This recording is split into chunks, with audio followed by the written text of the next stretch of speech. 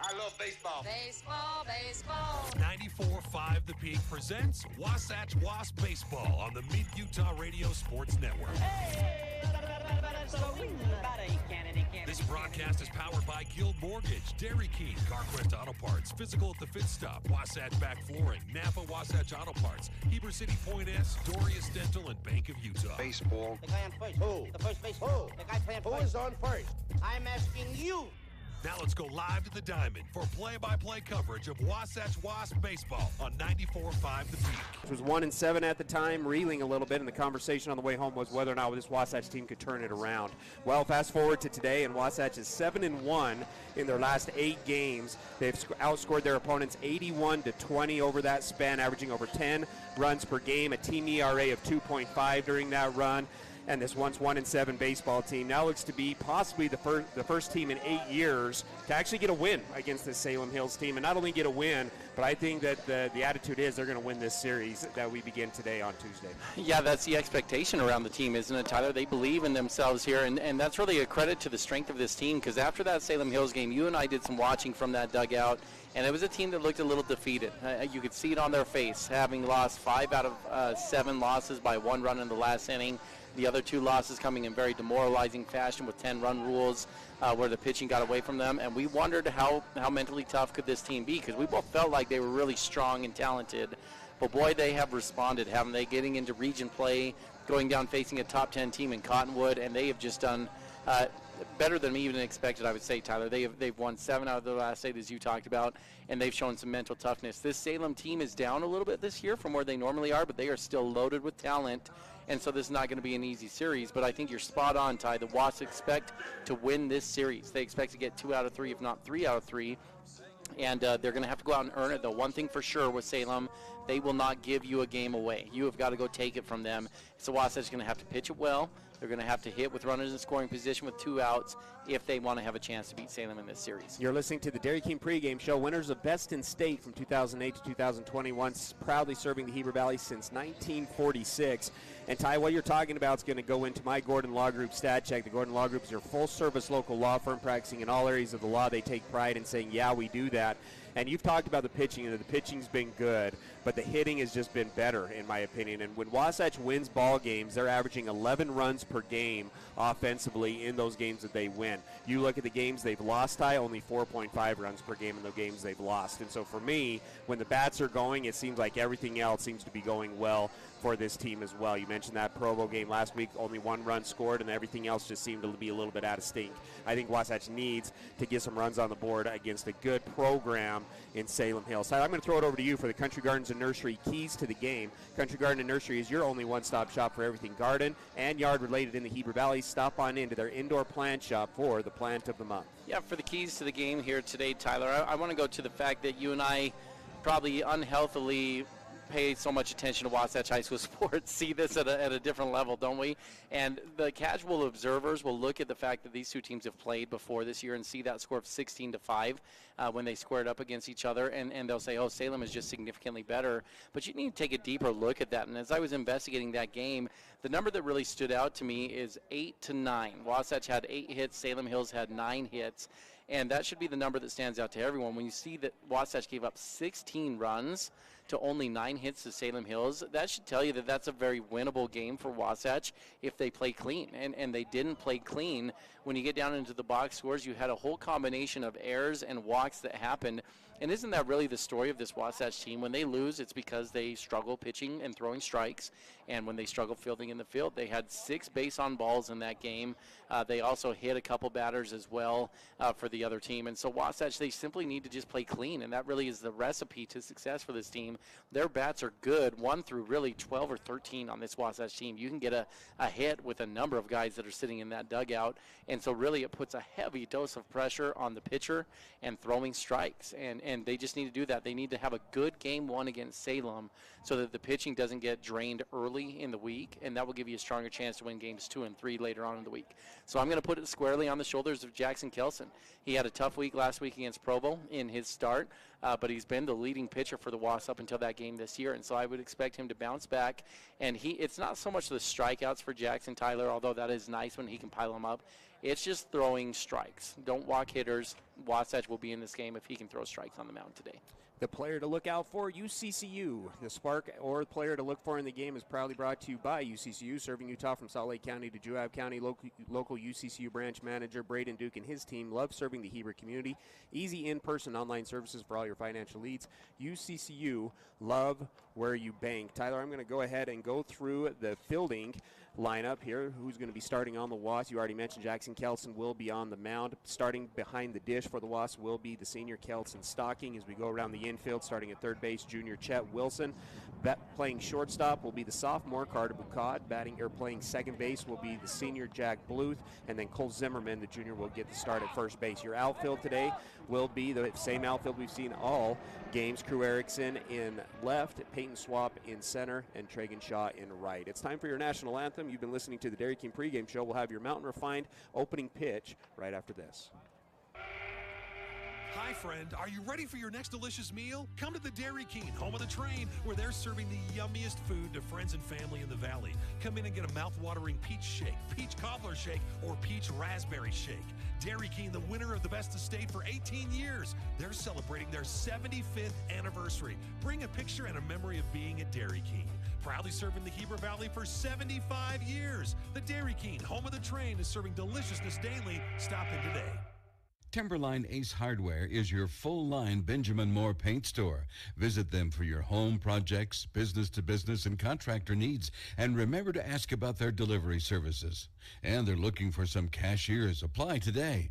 And get your Carhartt wear, your cool outdoor clothing, and Wrangler jeans. Timberline Ace Hardware, located west of the Wasatch Wasp football stadium at 737 South Main Street, serving the Heber Valley for over 50 years. The 50s produced some great sound. That early rock and roll triggered so much emotion for so many. Here's another sound from that era. The dental drill triggers a whole different set of emotions. The sounds, the smells, feeling out of control, whatever keeps you from the dentist at Dorius Dental, we get it. We focus on the little things. Distract yourself with your favorite episode of The Office, or crank up the 80s or 90s and let it take you back to another time. At Dorius Dental, we are sensitive to your needs. We are taking care of the little things so you can move on to more enjoyable things. Located in Gateway Plaza, Heber City. You might be used to having someone ask you the question, what is it that you need? I think that's limiting. I'm going to take you through a 6-step process. And it's simply answering questions. And it might not just be home. It might be that you want that fancy new car. It might be that you want trips. It's your list. What is it that you really, really want? Call Tom Stone at Guild Mortgage in Heber City. Tom Stone, MLS 257849. Guild Mortgage Company is an equal housing lender. MLS 3274. All loans are subject to underwriter approval. Terms and conditions may apply. Subject to change without notice. 5, 4, 3, 2, 1. KTMP, Heber City, and live sports coverage with Ty and Ty. First inning action brought to you by Mountain Refined. From design to project completion, our team excels in understanding and implementing your specific and lifestyle and taste preferences into your interior design. Come into our showroom in order to find beautiful furniture, bedding, mattresses, decor, and so much more. Tyler, this day in history, in 2012, Wasatch traveled down to Judge Memorial High School and defeated the Bulldogs 8-3 on 13 hits in the game. Cade Richens was 3 for 3 with a single, double, and a triple. Was only one home run away from hitting for the cycle. Parker Bamgardner threw a complete game for the Wasps on the mound, keeping the Judge Memorial Bulldogs scoreless through 6 of those innings. Ended up scoring 3 in the last game as Wasatch defeated the Bulldogs 8-3 on April 19th, 2012. Yeah, and wow, how times change, right? Those Judge Memorial teams were really good in that sequence, won a couple state championships 2008 and beyond, and times have changed. But that Wasatch team you're talking about right there, Tyler, had some really good players. Richens especially was a great player, Tyler. One of the few Wasps that hit above, I believe, 500 in his senior year. Had a really good season there with that. I want to sprinkle in a little Wasatch history, too, if I can. This is courtesy of Brad James, our statistician at 94.5 The Peak. Tyler, he went back and did some digging. Wasatch and Salem Hills have faced off 16 times over the course of this history between these two schools. And Wasatch is 2-14 against the Salem Hills Skyhawks, and they have lost their last 12 games against Salem Hills. And so this is the Goliath for Wasatch. They have beat everyone else in Region 9 that they have faced up against. Every other team they have been able to get over the hump, but for the last 8 years, this is the team that they have not defeated. In fact, the only time they have beat Salem Hills since they moved up into the same region classification was the very first matchup. A junior at the time, McCord Larson, threw an absolute gem. They went down to Salem Hills, Wasatch that is, and beat Salem 7-0. And after that point, the Wasps, they actually got eliminated by Salem Hills in the state tournament that year. Salem has had their number from that time. So this is the team that Wasatch, if you can get the win here, now you can start looking for big aspirations, but you got to slay the Goliath first in your region before you can start talking state championships and state runs. This is the team here they need to go after. This day in Wasatch history brought to you by A Good Spa Day, your favorite hometown place to relax and unwind. They offer massage, skin care, nail care, and unique relaxing spa packages. Pick a Good Spa Day to be your spa. Jackson Kelson throws a strike to the leadoff hitter for the Salem Hill Skylarks senior right fielder Vance, 429 average on the year, 9 RBIs, has a home run as well, hitting from the left side. 1-1 count now after the ball. Jackson Kelson on the season, a 4.13 ERA, 24 Ks and 18 2/3 innings pitched. You mentioned, Ty, that his last outing not great. 2 innings pitched, 4 walks, 5 runs. But he's off to a good start here with a 1-2 count to the leadoff guy. Yeah, it was the control issues in the last game. He still had his velocity. He had some strikeouts, Tyler, but it's the control that he needs to make sure he works on. The 1-2 pitch swung on, ground ball with a high hop to the second baseman, Jack Bluth, who sits on it, comes through, throws it to Cole Zimmerman, and Wasatch has the first guy retired on the ground out to the second baseman. That's a split decision that Jack has to make there, Tyler. That came off high on the turf, and again, the new turf for Wasatch baseball this year changes the way that ball plays. Usually, as an infielder, you need to attack that ball and come and get it, especially with a lefty in the box. But Jack he made the decision to sit back as it was going to be an awkward in-between hop if he attacked, and the turf helped it to get to him quickly with plenty of time to throw the runner out at first base. It's going to bring up the number 2 hitter, also hitting from the left side, senior Richards, 368 batting average, 6 RBIs, 1 home run as well. He's DHing today. He's going to score at a drag bunt, misses the drag bunt, so that's going to be strike 1.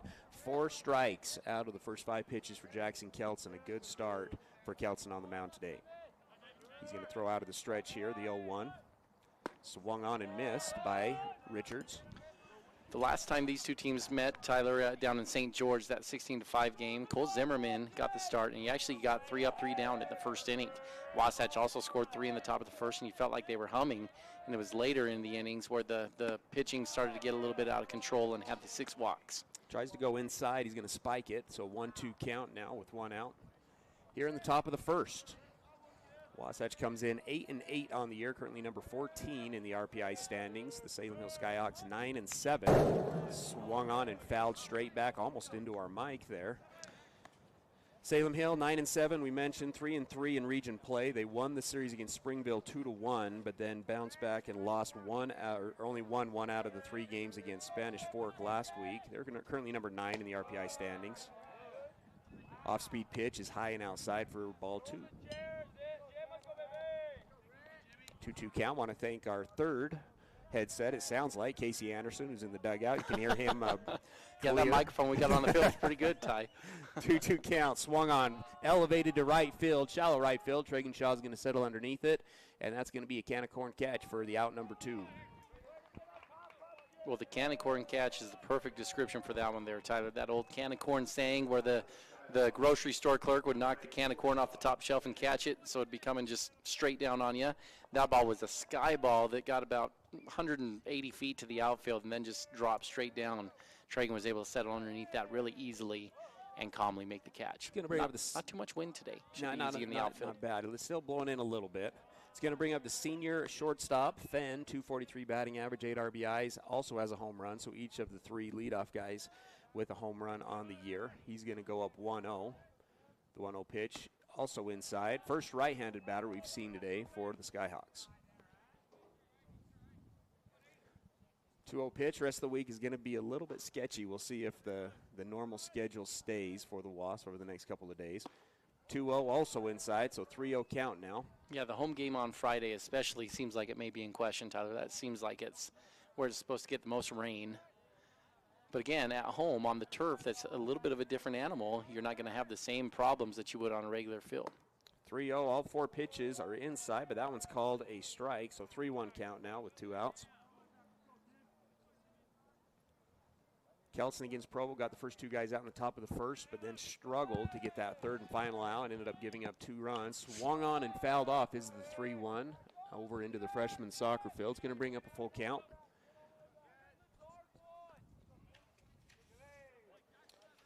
Fan, one of the pitchers we'll see on the mound in this series for the Skyhawks. They had an interesting series last week where they had one game on Thursday and then played a doubleheader on Friday. So a couple of their pitchers are not going to be available. Jackson Bolender not available today due to pitch count for the Wasps. The full count pitch in on the hands and fouled off. Brings the count, or resets the count at full with 2 outs. This is a really good job from Jackson to battle back on this one, Tyler. It would have been really easy to get to 3-0 and maybe lose a little mental focus, surrender one with 2 outs. He's come back with 3 straight strikes, good velocity, and challenging the hitter, not trying to give up an easy one early. Ooh, that pitch looks pretty good, but misses close, and that's going to be a base on ball. So the payoff pitch is a little bit low and inside. It's going to bring up the third baseman, Junior Cushing, and he's having himself a year. .520 batting average, 7 RBIs, 2 triples. And he's also going to hit from the left-hand side. So 3 out of the first 4 hitters for Salem Hills hitting on the left-hand side. Yeah, that puts him in the top 10 in the state of 5A, Tyler, with batting average. Lazy pickoff throw is going to go into the outfield, and Fan has a chance to go from first to third. He's going to stop at second base as Tragenshaw comes in and gets the ball in. But similar to what we saw at Provo, Ty, we saw the leadoff walk and then wild pitches allowed Provo to advance around the bases. So now Salem Hills with 2 outs has a guy in scoring position. Yeah, I hate to just keep preaching the same thing over and over again, right? But we talked about the freebies as the game plan and what Wasatch needs to avoid. Now you give a free one, and actually a free 2, getting him to second base, and you've got literally one of the best hitters in the state up in the box right now at .520 batting average. It's not an ideal situation for Wasatch to potentially let a cheap one go across here early on in the first inning. Big swing and a miss on strike 1. Kelson sets, couple of looks, now delivers the 0-1. This one's outside for ball 1, 1-1 the count. Fenn, the shortstop, decent speed at second base. Third baseman Cushing in the box. In fact, Tyler, I'll be honest. If I'm Wasatch, I've got the scouting report here, and I would pitch around Cushing here. .520 on deck sitting is .206 with D. Griffin Reed. I'd be a little bit more cautious here with this at bat. Nice pitch down in the zone, but gets a called strike. Moves the count to 1-2 with 2 outs. See, and that's the kind of pitch I'm talking about there. I'm not saying an intentional walk, but you're not going to give in and say a fastball count, or you're not going to maybe hover over the outer half of the plate, get in on the hands of this hitter, work on the outer half of the edge, maybe 3 to 6 inches outside, make him chase a little bit here. The 1-2. Low and outside, moves the count to 2-2. Fenn, couple of jab steps out at second base. A good lead at second base. Kelson took 3 looks at him that time. As mentioned, a light breeze out there today coming from the right field side. Kelson gets the sign. Infield playing deep on the infield. 1 look, delivers the 2-2. Ooh, that's a good inside, pitch. and he got him looking. First physical at the pit stop, strikeout ends the first. Physical at the pit stop, your locally owned and operated physical therapy clinic, serving you from head to toe, including vertigo to sports injury, serving the Heber Valley for over 40 years. No runs on no hits, 1 error for the Wasps in the inning, 1 run left on base as we go to the bottom half of the first. Hi, this is Nicole with Mountain Refined Furnishings and Flooring, and if you didn't know, we've recently partnered with Mattress Warehouse of Utah to bring you the largest selection of mattresses around. The team at Mountain Refined prides themselves on making your home a place where you love to be. We offer a large selection of furnishings, flooring, window treatments, gifts, decor, and so much more. If you haven't been by lately, stop and check it out. You'll be pleasantly surprised. We're located at 480 North Main Street. Wasatch High School Sports is on the radio. Heading to the bottom of the first inning, Wasatch and Salem Hills squaring off. Wasatch holds Salem scoreless in the first inning, and it's time for your Bank of Utah starting lineup. Bank of Utah's specialty is relationships. As one of the nation's top performing banks, we're committed to you and to our community. Visit our friendly Heber branch at 620 West 100 South, and together we'll build the relationships that last. Bank of Utah is an equal housing lender, member FDIC. Leading off for the Wasps today, Jack Bluth at second base. Hitting in the 2 hole, so a little movement in the lineup, Tyler, is Crew Erickson He's been lead off. Last week he hit in the 3-hole, now into the 2-hole spot. Chet Wilson going to move to the 3-hole spot. Payton Swapp hitting 4th. Jackson Bolender actually leading the entire state of 5A in batting average at 562.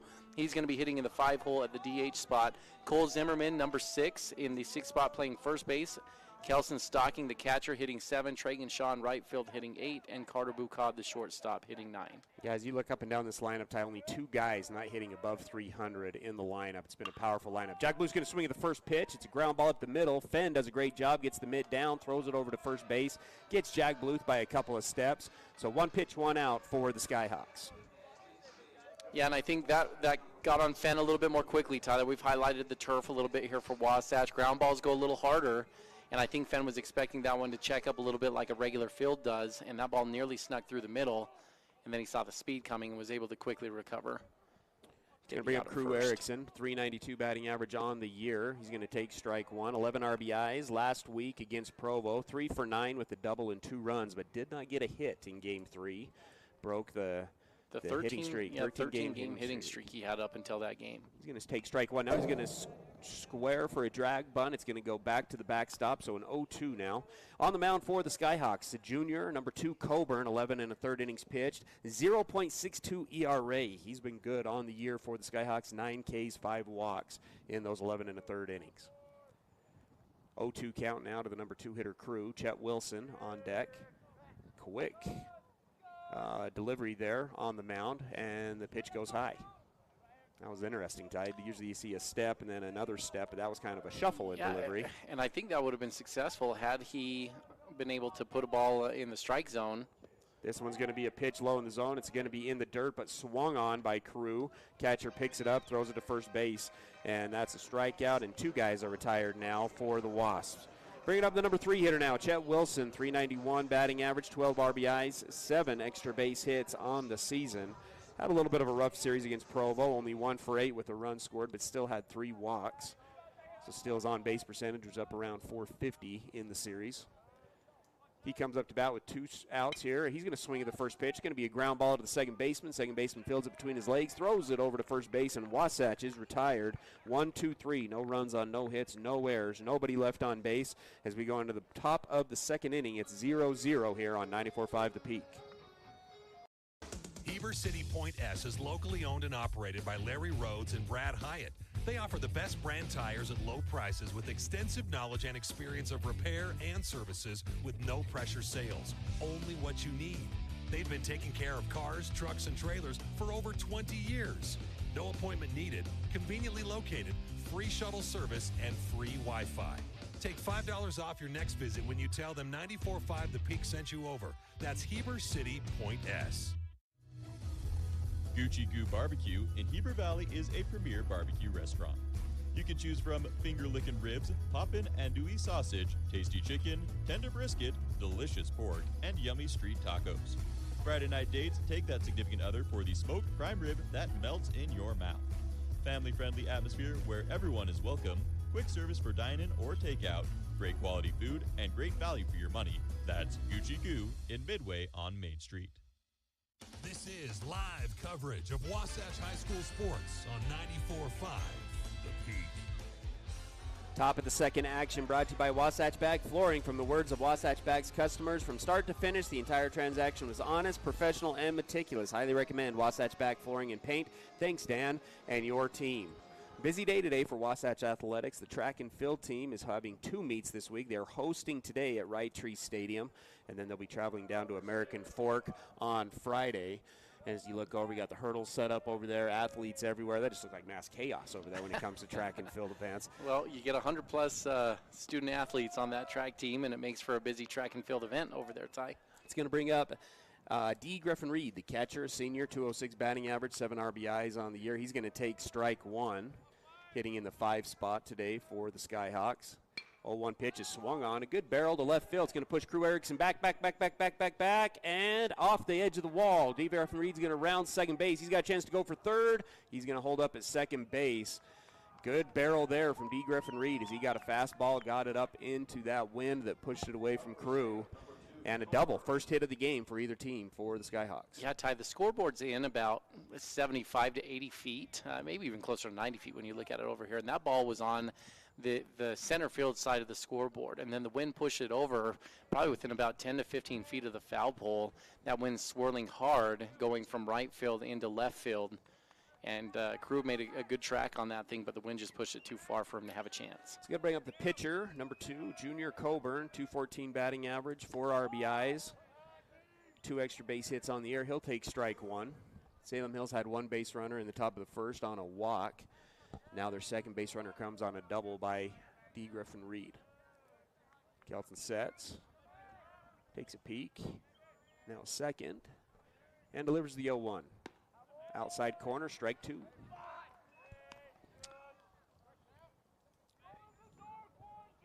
Hitting from the right side is Coburn. Salem Hills in their sky blue uniforms with white pinstripe. Wasatch wearing their white Houston Astros. Kelton gives the sign. 2 looks, and the 0-2 swung on. It's going to be a line drive to Bukad. Bukad catches it, steps on the bag, and we have our first Gravity Coalition double play. Gravity Coalition offering the best in bikes, skis, snowboards, skateboards, and more in the Heber Valley. Personalized service, sales, and repair for the gear you love. Gravity Coalition in Midway, Utah, or gravitycoalition.com.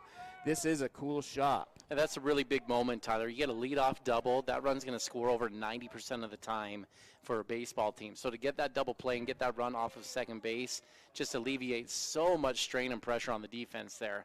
That's a huge moment. It's going to bring up the center fielder, number 21, Miller, and he's going to swing at the first pitch, and it's going to be a single through the 3-4 hole in between first and second base.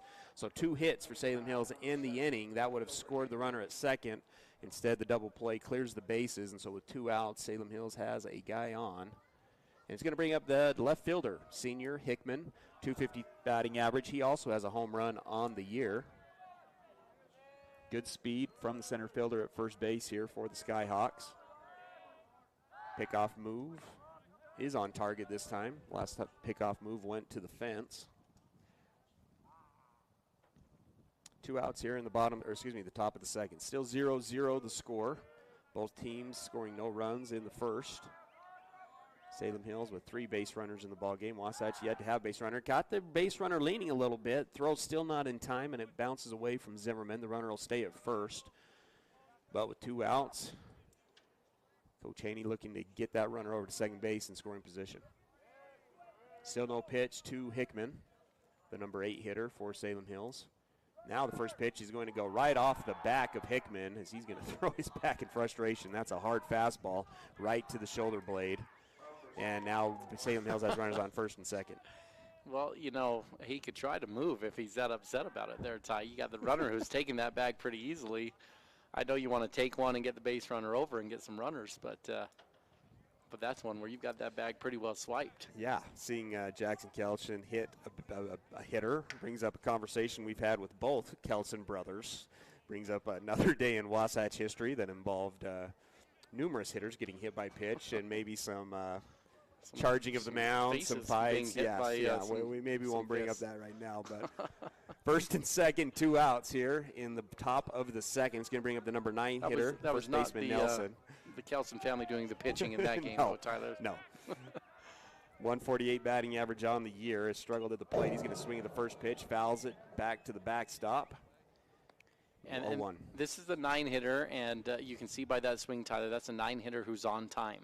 And so this is a pretty deep Salem Hills lineup. This hitter on the first fastball he saw, sitting high 80s, is right on that thing. So you can't just anticipate you can go fastball here at the bottom of this lineup and just think you can sneak it by him. Tries to go off speed. He's had a hard time finding a strike with the off speed so far in the game. He's going to bring up a 1-1 count now. He's been pretty good with the fastball.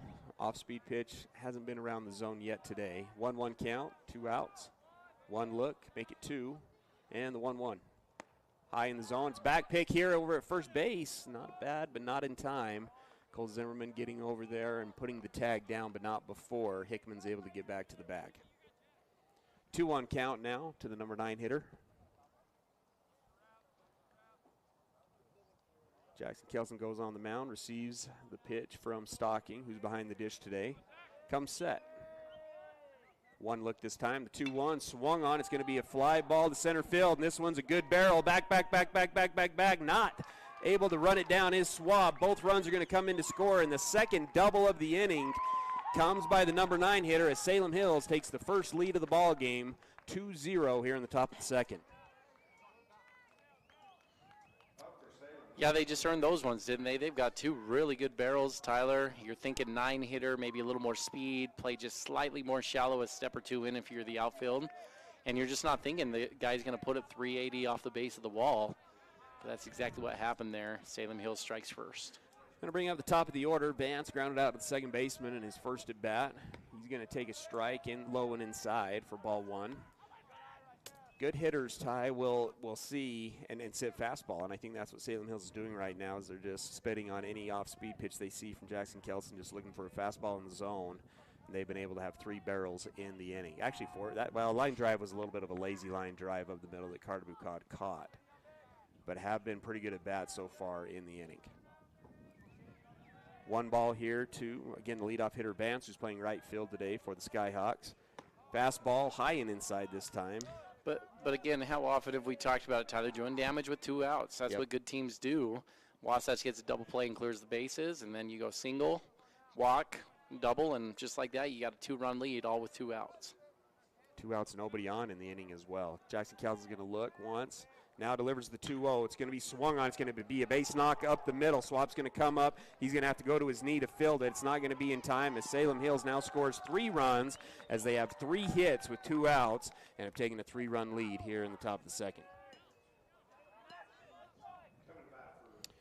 Brings up the number 2 hitter, Richards, senior, popped up to the right fielder in his first at bat, hitting from the left-hand side, 368 on the year. Also has 7 extra base hits and a home run. DHing today for the second baseman, Wilson. First base, Vance, the right fielder, sets. Jackson Kelson delivers, swung on, fouled off to the left side.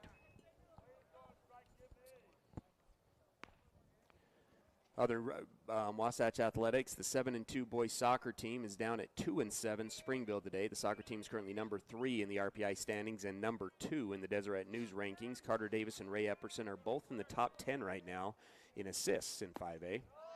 Curveball does get in there for a strike, so a 0-2 count now to the number 2 hitter. Good to see Jackson Kelson landing the off speed there. Infield shaded a little bit to the right-hand side. Jackson Kelson sets, delivers the 0-2, runner goes, swung on, fouled off, and we'll reset at 0-2. Soccer team coming off a big win against Salem Hills last Thursday. We're down 2-1 in the first half, had the equalizer in the second, and then had a golden goal in the overtime period. That win moved them to 7-2 and are currently sitting in second in the Region 9 standings. Provo, number 1 in the RPI and number 1 in the D News standings, are undefeated in Region 9 play. Softball team, Ty, a big one right now down at Spanish Fork. They traveled to Spanish Fork. The Wasps are 3-1 in Region 9 play. Spanish Fork 4-0. The 0-2 pitch is a curveball, and it's swung on and roved down the right field line. Tregenshaw does a good job of cutting it off. He's going to get it in. Runner's going to go from first to third, though. So 4 hits now with 2 outs here in the top of the second as the Salem Hills lineup is starting to wake up. First and third, 2 outs. The score 3-0. To finish my thought on the softball team, Ty, the Spanish Fork Dons are 13-3. They're number 1 in the RPI and number 1 in the D News. Lady Wasps are number 3 in the RPI. Paige Armendariz is currently number 2 in the whole state in RBIs with 34. Also, Briley Bigelow. Shout out to Briley. She's currently 2nd in the whole state in triples. 4 triples on the year for Briley. Yeah, it's a loaded Wasatch softball team, Tyler, that can certainly go down there and beat that Spanish Fork team. And so keep our eyes on that and see if we can get some scoreboard updates for you as that one moves along. Pass ball is going to advance the runner from first. Third base runner stays home, Ty. Yeah, it's going to bring out, so guys on second and third, 1 ball, 2 outs. Again, Salem Hills, 4 hits with 2 outs. Nobody on base with 2 outs and 4 hits and a hit by pitch. And Salem Hills now has a 3-run lead. Check swing does not go on the curveball in the dirt, so that's going to move the count to 2-0. The hitter right now is the shortstop, Fenn. Walked in his first at bat, 8 RBIs on the year, has 2 ducks on the pond here for an RBI opportunity again with 2 outs. 2-0 pitch, ball again. And it's going to bring our first trip to the mound, brought to you by Mirror Lake Station. Best donuts in Utah. The Mirror Lake Station is your stop for gas, groceries, and goodies. Owners David and Kristen Wade invite you to swing by and say hello this season at Mirror Lake Station in Camas. Ty, you can see from this inning here, though, the keys to being a successful pitcher in high school baseball. If you want to pitch at the level to win state championship games, you've got to show different looks here. And you're seeing it, this Salem Hills team, it took one time through the lineup. And Jackson Kelson, he's got lights out type fastball. He's been 90 plus on the fastball, and a lot of times you think, oh, he can just keep challenging with that. Well, you're seeing the difference between good teams and mediocre teams, though.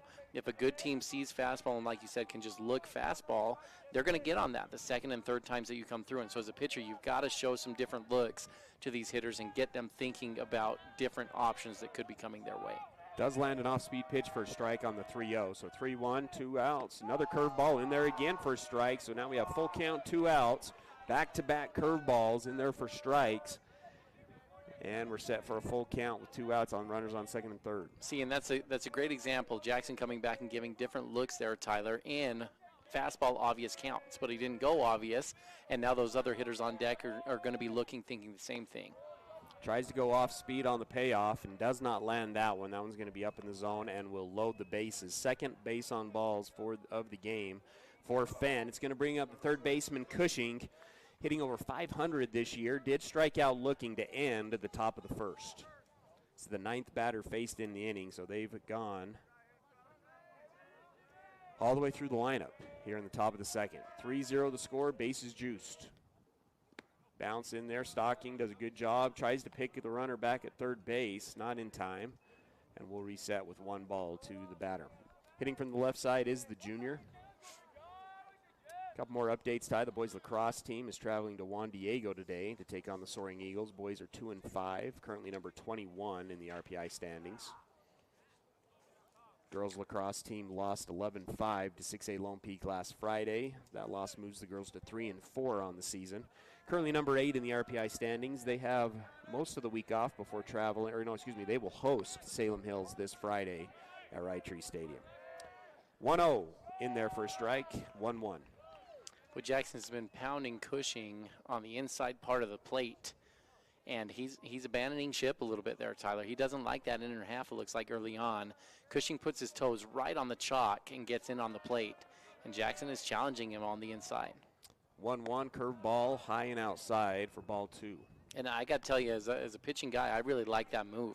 When you get a guy inside on the plate, they're daring you to go inside. They're trying to cover the outer half and make an outside pitch look more like a middle-in type pitch. And that makes it a little bit more challenging for them to get their hands through on a good inside fastball. The 2-1 gets the outside corner, moves the count to 2-2. So we've got deuces, 2 outs, and the bases loaded. Again, if you just joined us, Wasatch down 3-0. 3 runs scored by Salem Hills here in the top in the second, all with 2 outs. Kelton comes set, delivers, swung on, just fouled down the third base side. Well, Ty, to me, looking at the mechanics of Cushing, this is interesting. This is our second look at him, but he puts his toes right on the chalk, and we know this is a straight line. We're on field turf here. And when he takes his step towards the pitcher, he's stepping out about 12 to 14 inches towards first base. As a lefty, he's bailing out a little bit. So he's got some holes in his swing that Jackson Kelson can certainly exploit here. 2-2 again. Curveball high and outside. Moves the count to full. Full count. Bases loaded. Runners will be going, so the ball needs to come across the diamond. Big time pitch here. Salem Hills with an opportunity to really blow this thing open with the base knock and the runners in motion. The payoff pitch. High, and that's going to be ball 4. So back-to-back walks. Walks in a run. Moves the score to 4-0. It's going to bring up the number 5 hitter who led off the inning with the double. D. Griffin Reed gets his second chance here in the top of the second.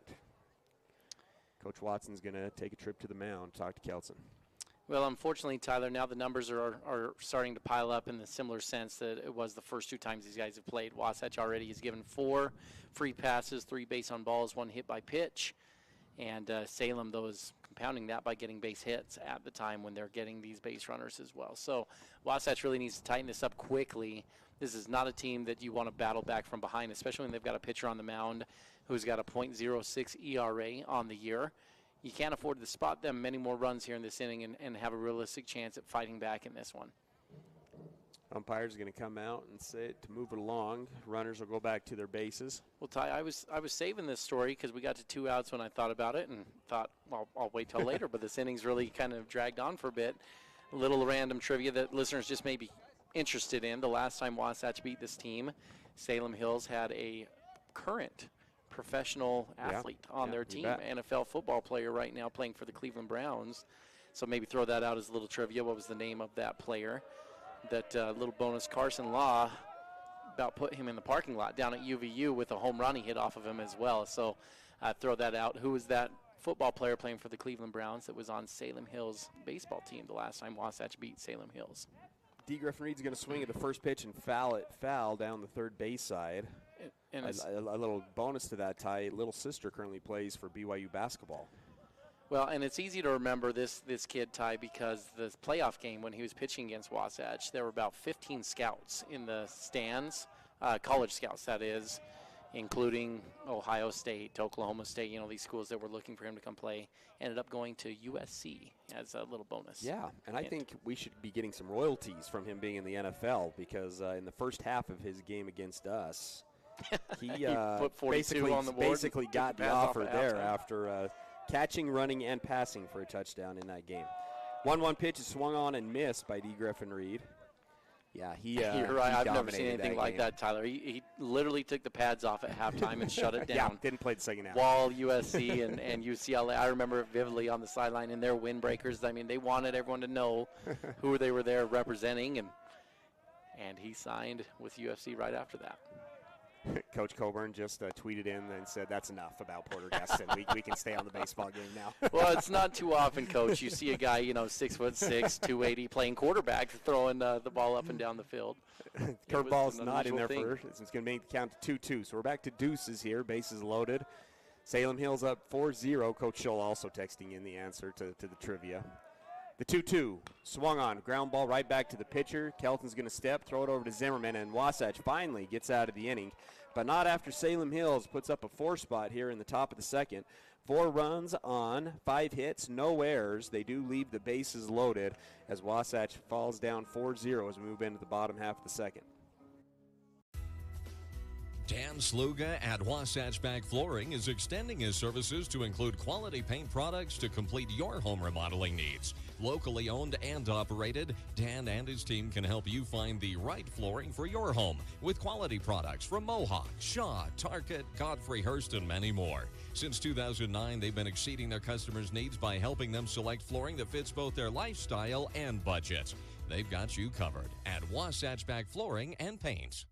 Wasatch Back Grill and Deli is a family-owned and operated business serving great food and customer service in Heber City and Midway for over 7 years. For a burger with kick, try the Firehouse. Have a hankering for some seafood? Try fish and chips. Or try the Mandarin chicken salad. Their homemade recipes, freshly grilled burgers and sandwiches are complemented with unique sauces and homemade sides. They provide the best experience and highest quality food. Stop by today and try their great menu items. As a thank you to teachers, first responders, medical personnel, and military, get 15% off meals all year round. This is live coverage of Wasatch High School sports on 94.5 The Peak. Bottom of the second inning, Wasatch trailing Salem Hills 4-0 in this one. Second inning action brought to you by Wasatch Physical Therapy and Sports Medicine, your total rehabilitation specialist dedicated to your recovery from all kinds of injuries, including sports, auto, industrial, and commercial. Let Dan Ivey and his team get you back to 100%.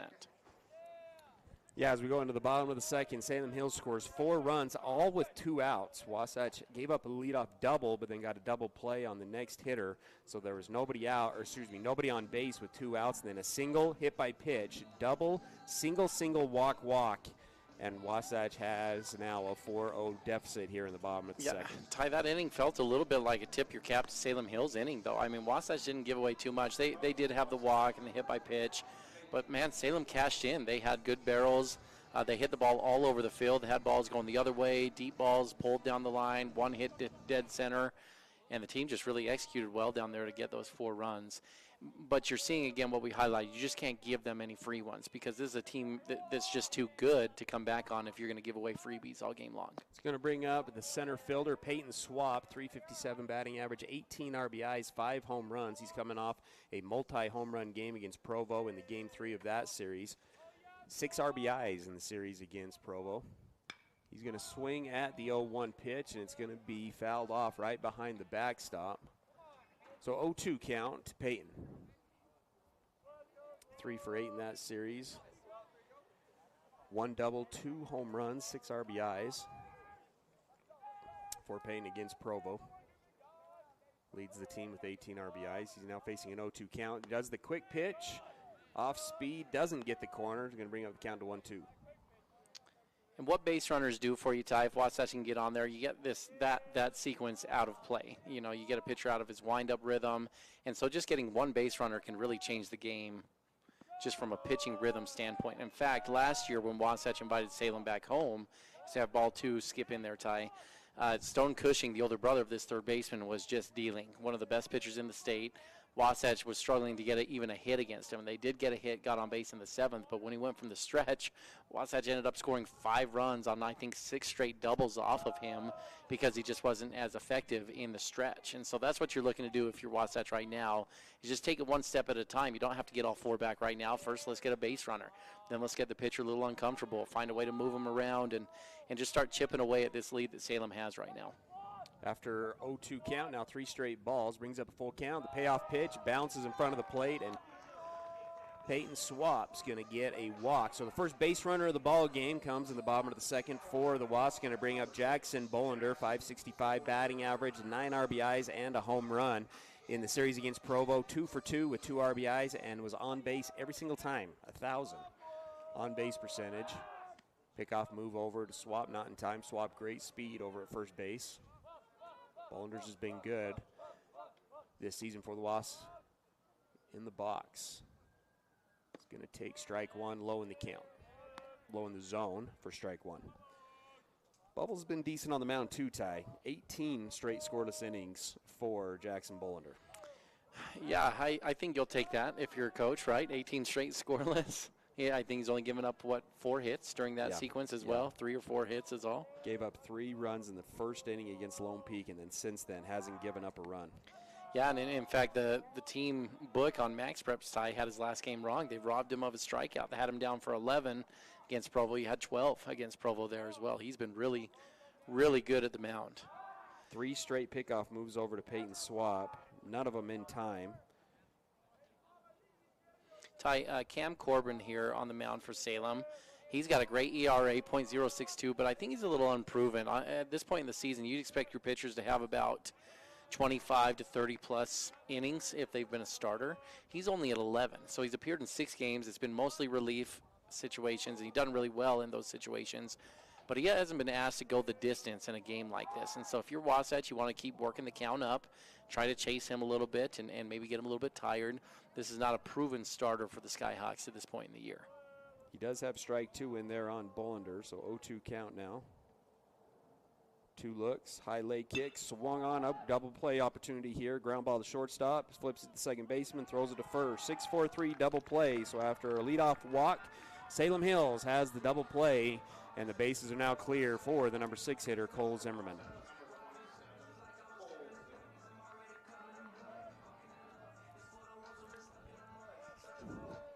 Back to the windup is Coburn. Cole Zimmerman, 333 batting average, was 2 for 6 in the series against Provo. It's been pretty good of late. Another fastball on the edge, called strike.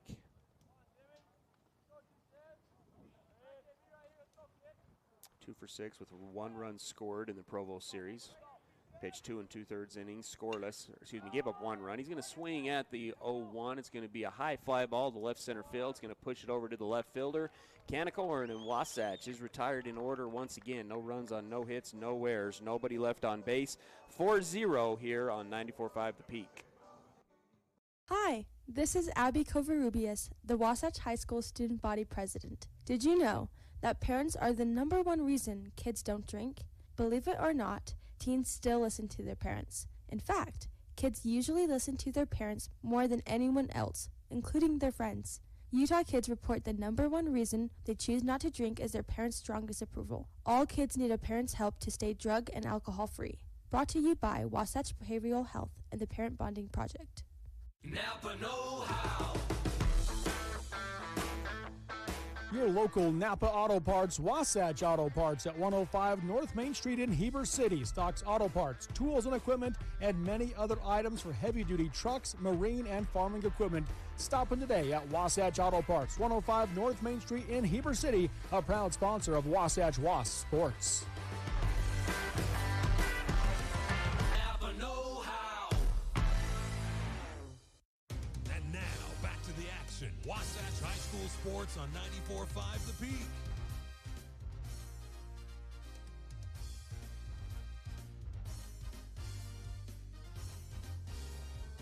Top of the third action brought to you by Wasatch Napa Auto Parts. Your local Napa stocks auto parts, tools, and equipment, and many other items for heavy-duty trucks, marine, and farming equipment. Stop in today. Wasatch trails 4-0 as we move into the top of the third after a 4-run top of the fourth inning.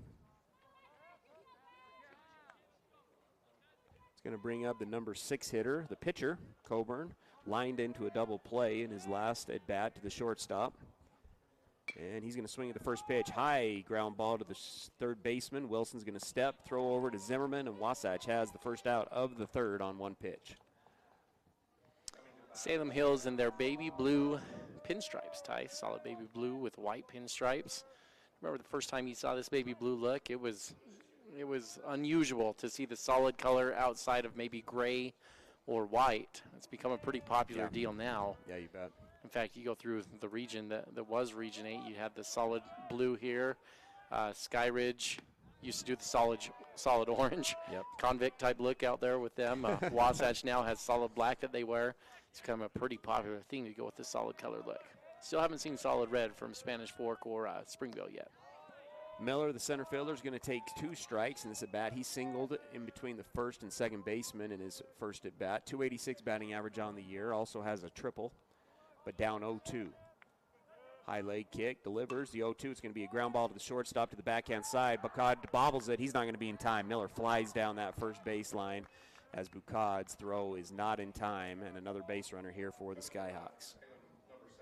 Yeah, Carter overran that a little bit, Ty. I think he was going to get to the backhand side hole, that 5-6 hole, a little faster than it did. Overran it, and that glove got a little handcuffed as the ball came into him. Wasn't able to field it clean. Brings up the number 8 hitter, Hickman, a senior who took one to the shoulder blade in his last at-bat. Kelson misses low and away for ball 1. Miller again, pretty good speed over at first base. Didn't see him run. Actually did. He did take off on the pitch that was in Hickman's back. He's got a big lead over at first base here. He's going to take off, swung on, fouled back, moves the count to 1-1. Miller will go back to first base.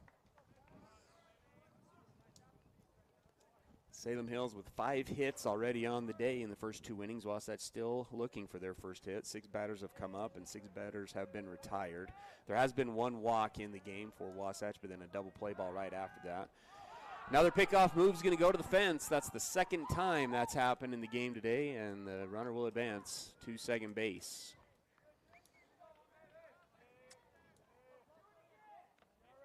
Yeah, just not playing too clean right now, Ty, are the Wasps.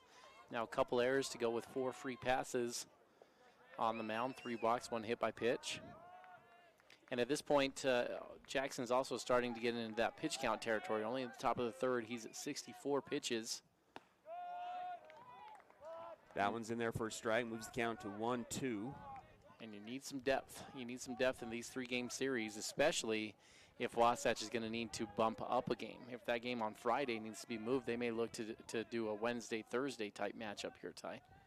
The 1-2 swung on, and that's going to go over the backstop. Moves the count to 2-2. That nearly got you, Ty. You should have put out the hands. I had that. Should have had that one. You can hear it go off the window. We'll reset at 1-2. Glass held up all right, so that's good. Yeah. Just about put it right through the window. 1-2 count. Duck on the pond at second base for the Skyhawks. One look, delivers, curveball. This one's a hard barreled, pushing Payton back. Can't come up with it. Another double here for the Skyhawks. Not make it a triple. He's going to round second. He's going to try to go for third. Relay throw, not in time. First triple of the game, but another barrel that burns the center fielder.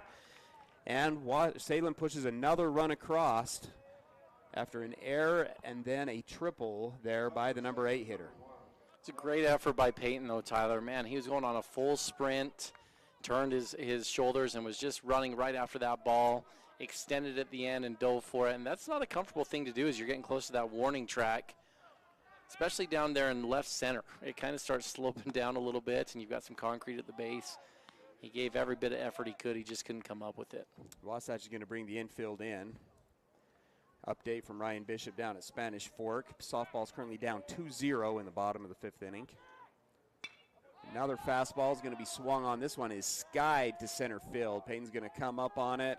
With one out, he's going to try to throw him out at home. Throws going to go up the third base side, not in time, as another run comes in on the sacrifice fly by Nelson. 2 runs now scored here in the top of the third, and it's 6-0 for the Skyhawks. Brings up the top of the order. Senior Vance had a single up the middle in his last at-bat, grounded out to the second baseman in his first at-bat. Comes up with nobody on base with 2 outs. But that's how Salem Hills pushed 4 across in the top of the second. Fastball low for ball 1. Talking to some of the softball players, Ty Spanish Fork, known for their pitching, and it looks like they're getting it done so far, holding a good Wasatch offense to no runs through 5 innings. Ground ball to the 3-4 hole. Great play by Jack Bluth. Stabs it off the ground, throws it to Cole Zimmerman, and Wasatch gets out of the inning. Great play by Jack Bluth there. See if it gives Wasatch any momentum offensively. 2 runs on 1 hit, 2 errors, and nobody left on base for the Skyhawks. It's 6-0 as we move into the bottom of the third. Hi, friend. Are you ready for your next delicious meal? Come to the Dairy King, home of the train, where they're serving the yummiest food to friends and family in the valley. Come in and get a mouth-watering peach shake, peach cobbler shake, or peach raspberry shake. Dairy King, the winner of the Best of State for 18 years. They're celebrating their 75th anniversary. Bring a picture and a memory of being at Dairy King. Proudly serving the Heber Valley for 75 years. The Dairy King, home of the train, is serving deliciousness daily. Stop in today. Timberline Ace Hardware is your full-line Benjamin Moore paint store. Visit them for your home projects, business-to-business, and contractor needs. And remember to ask about their delivery services. And they're looking for some cashiers. Apply today. And get your Carhartt wear, your cool outdoor clothing, and Wrangler jeans. Timberline Ace Hardware, located west of the Wasatch Wasp football stadium at 737 South Main Street, serving the Heber Valley for over 50 years. The 50s produced some great sound. That early rock and roll triggered so much emotion for so many. Here's another sound from that era. The dental drill triggers a whole different set of emotions. The sounds, the smells, feeling out of control, whatever keeps you from the dentist at Dorius Dental, we get it. We focus on the little things. Distract yourself with your favorite episode of The Office, or crank up the 80s or 90s and let it take you back to another time. At Dorius Dental, we are sensitive to your needs. We are taking care of the little things so you can move on to more enjoyable things. Located in Gateway Plaza, Heber City. 5, 4, 3, 2, 1. KTMP, Heber City, and live sports coverage with Ty and Ty. Wasatch has dug a hole here in the 3rd inning as we start the bottom of the 3rd. Bottom of the 3rd brought to you by Gravity Coalition, offering the best in bikes, skis, snowboards, skateboards, and more in the Heber Valley. Personalized service, sales, and repair. For the gear you love, Gravity Coalition Midway, Utah, or gravitycoalition.com. This is a cool shop. Kelson Stocking will lead off the bottom of the 3rd for the Wasps. Wasatch has only had 6 at-bats, 6 plate appearances so far in the ball game. They did have 1 walk, but then there was a double play right after it. So Salem Hill's already gone through their lineup twice. Meanwhile, the Wasps haven't been through their lineup once. Another quick pitch and another ball moves the count to 2-2. Usually not good math for the scoreboard, Tyler, when you put it that way. Wasatch down by 6, needing to move and get a little ground here in these next couple innings. 2-2 pitch, swung on. It's a good barrel, but right at the shortstop. Fenn's going to backhand it, throw it across the diamond. 7 batters up, 7 batters out for the Wasps. That brings up Tragan Shaw, number 8 hitter, 400 batting average on the year, 11 RBIs, 5 extra base hits. He was 3 for 8 with 3 RBIs and 2 extra base hits in the Provo series. It's been a good hitter for Wasatch down at the bottom of the lineup, especially in situations like this to try to provide a spark. First pitch of the bat in there for ball 1. Ty, the 7 batters up and 7 batters down, of course, has you thinking perfect game, which it's out, with the walk there happening. But I don't know if you saw the headline today that there's a bunch of law students at Monmouth University that's trying to get Galarraga's perfect game that wasn't, where the umpire made a mistake there on the last out. They're trying to get that overturned. They've got about 82 attorneys that have signed on to this thing, and they're trying to get this thing worked in there, and it's actually a pretty interesting article there to take a look at this whole group of lawyers and hopeful lawyers that are trying to get this perfect game recognized in the book. And there's a little precedent in baseball history where they have gone in and changed things like that. 2-1 pitch swung on and missed by Tragan, moves the count to 2-2. Did you see the Japanese rookie who had started off his career in that Japanese league with 17 perfect innings? He threw a perfect game in his first game and then followed it up with 8 perfect innings in the second game. No, I haven't seen that. Perfect game, 20 strikeouts. That foul ball here from Tragan. Foul off. You know, that the reference here is they actually in 1991, the Major League Baseball, Tyler, they went back in and changed something that had happened 32 years prior, where there was a pitcher, Harvey Haddix was his name. He threw 12 perfect innings, and then into the 13th gave up an error, and they had him in there as a no-hitter. But 32 years later, they went back and changed that error to an actual hit and actually removed his name from the record book as throwing a no-hitter. So how would you like that? Throw 12 perfect innings, and you don't get to keep your no-hitter at least. Who did that was he, in there for mayor. He I don't know what happened, but 32 years later, they went back for him. Payoff pitch, swung. To Tyler, if you don't remember that, I remember watching that live, and it got to batter number 27, so that's your 9-hitter, third time up. Hit a ground ball to the first baseman. Pitcher was covering. He tossed it over, and they had him. You got pictures. You can go back and look at it. It wasn't even close, and the umpire just thought he missed the bag. And the point of this legal action that these people are trying to take is that the law is not flexible enough. That's what they're trying to go to, and so they're trying to use this as a little bit of an example of when things like this happen, you should be able to make changes more than Major League Baseball is actually making changes. And so it's kind of an interesting concept that's going on here. But would certainly love to see him get credit for that perfect game. Although, don't you think it's probably more famous now than if he just had a regular perfect game? You bet. 0-2 count, now a ball to 1-2. Bukad swung at the first pitch and missed, and then took strike 2. Then that one's in there for ball 1. So 1-2 count now with 2 outs. Bukad's going to swing at this one. It's going to be a ground ball to the third baseman that does go foul. So we will reset at 1-2. Yeah, do you think many attorneys go to school thinking that they're going to have to argue whether or not a pitcher should be awarded a perfect game that wasn't in their careers? This, looking into it a little more, Tyler, this professor lets the students pick a project, and that's what they decided they wanted to go with here. But no, I can't imagine that's at the top of the list for a lot of these people going to school for law. Coburn goes slow motion in his windup on that one, and he gets Bukad chasing a curveball out of the zone for strike 3. No runs on no hits, no errors, nobody left on base. 6-0 as we move into the top of the 4th here on 94.5 The Peak. You might be used to having someone ask you the question, what is it that you need? I think that's limiting. I'm going to take you through a 6-step process, and it's simply answering questions. And it might not just be home. It might be that you want that fancy new car. It might be that you want trips. It's your list. What is it that you really, really want? Call Tom Stone at Guild Mortgage in Heber City. Tom Stone, MLS 257849. Guild Mortgage Company is an equal housing lender. MLS 3274. All loans are subject to underwriter approval. Terms and conditions may apply. Subject to change without notice. Hi, this is Nicole with Mountain Refined Furnishings and Flooring. And if you didn't know, we've recently partnered with Mattress Warehouse of Utah to bring you the largest selection of mattresses around. The team at Mountain Refined prides themselves on making your home a place where you love to be. We offer a large selection of furnishings, flooring, window treatments, gifts, decor, and so much more. If you haven't been by lately, stop and check it out. You'll be pleasantly surprised. We're located at 480 North Main Street. This is live coverage of Wasatch High School sports on 94.5 The Peak.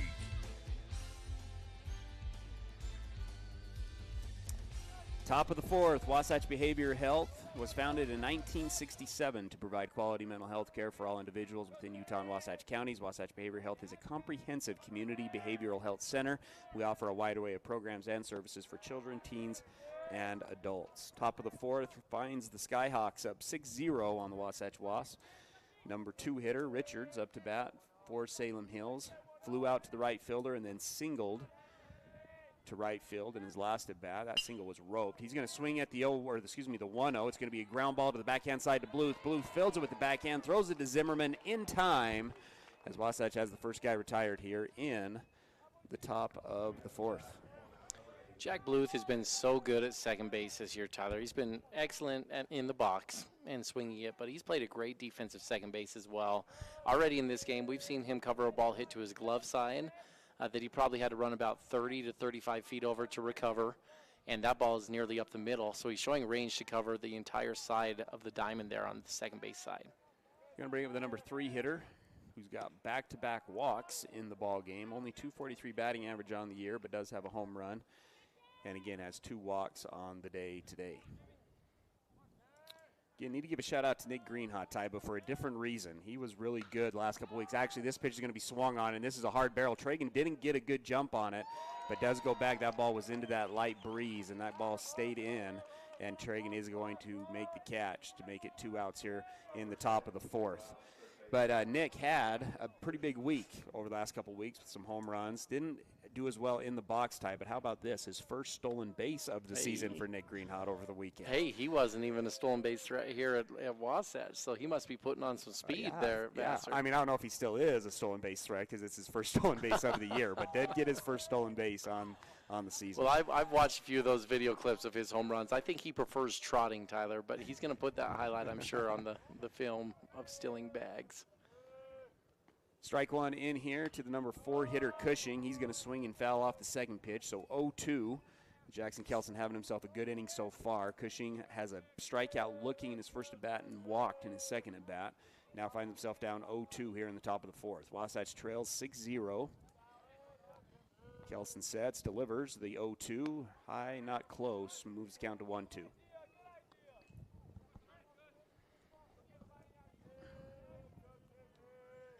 Cushing again hitting from the left-hand side. Has those toes right on the chalk up on the plate.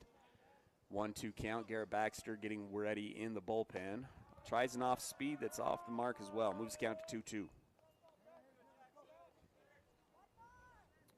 Has missed high and up on most of the off-speed pitches today. Deuce is here with nobody on base. Swung on, fouled straight back. Cushing was on time on that one. Wasatch is having a tough time in this game, Tyler, when they get to 2 outs. I'll close on the door here. First inning, they got to 2 outs and then gave up a walk. Of course, the second inning, 2 outs, 4 runs got pushed across there as well. And so they need to tighten up here and see if they can shut this down. 2-2, fastball up, doesn't get him to chase, and it'll bring up a full count here. Kelson now up to 81 pitches on the day. Gets the pitch from Stocking, delivers the payoff pitch. Swung on, fouled off again. Infield today for the Wasps: Chet Wilson, Carter Bucad, Jack Bluth, and Cole Zimmerman. Speaking about stolen bases, Ty, the Wasatch leader for stolen bases, they've been active on the base paths. Crew Erickson leads the team for Wasatch this year with 8.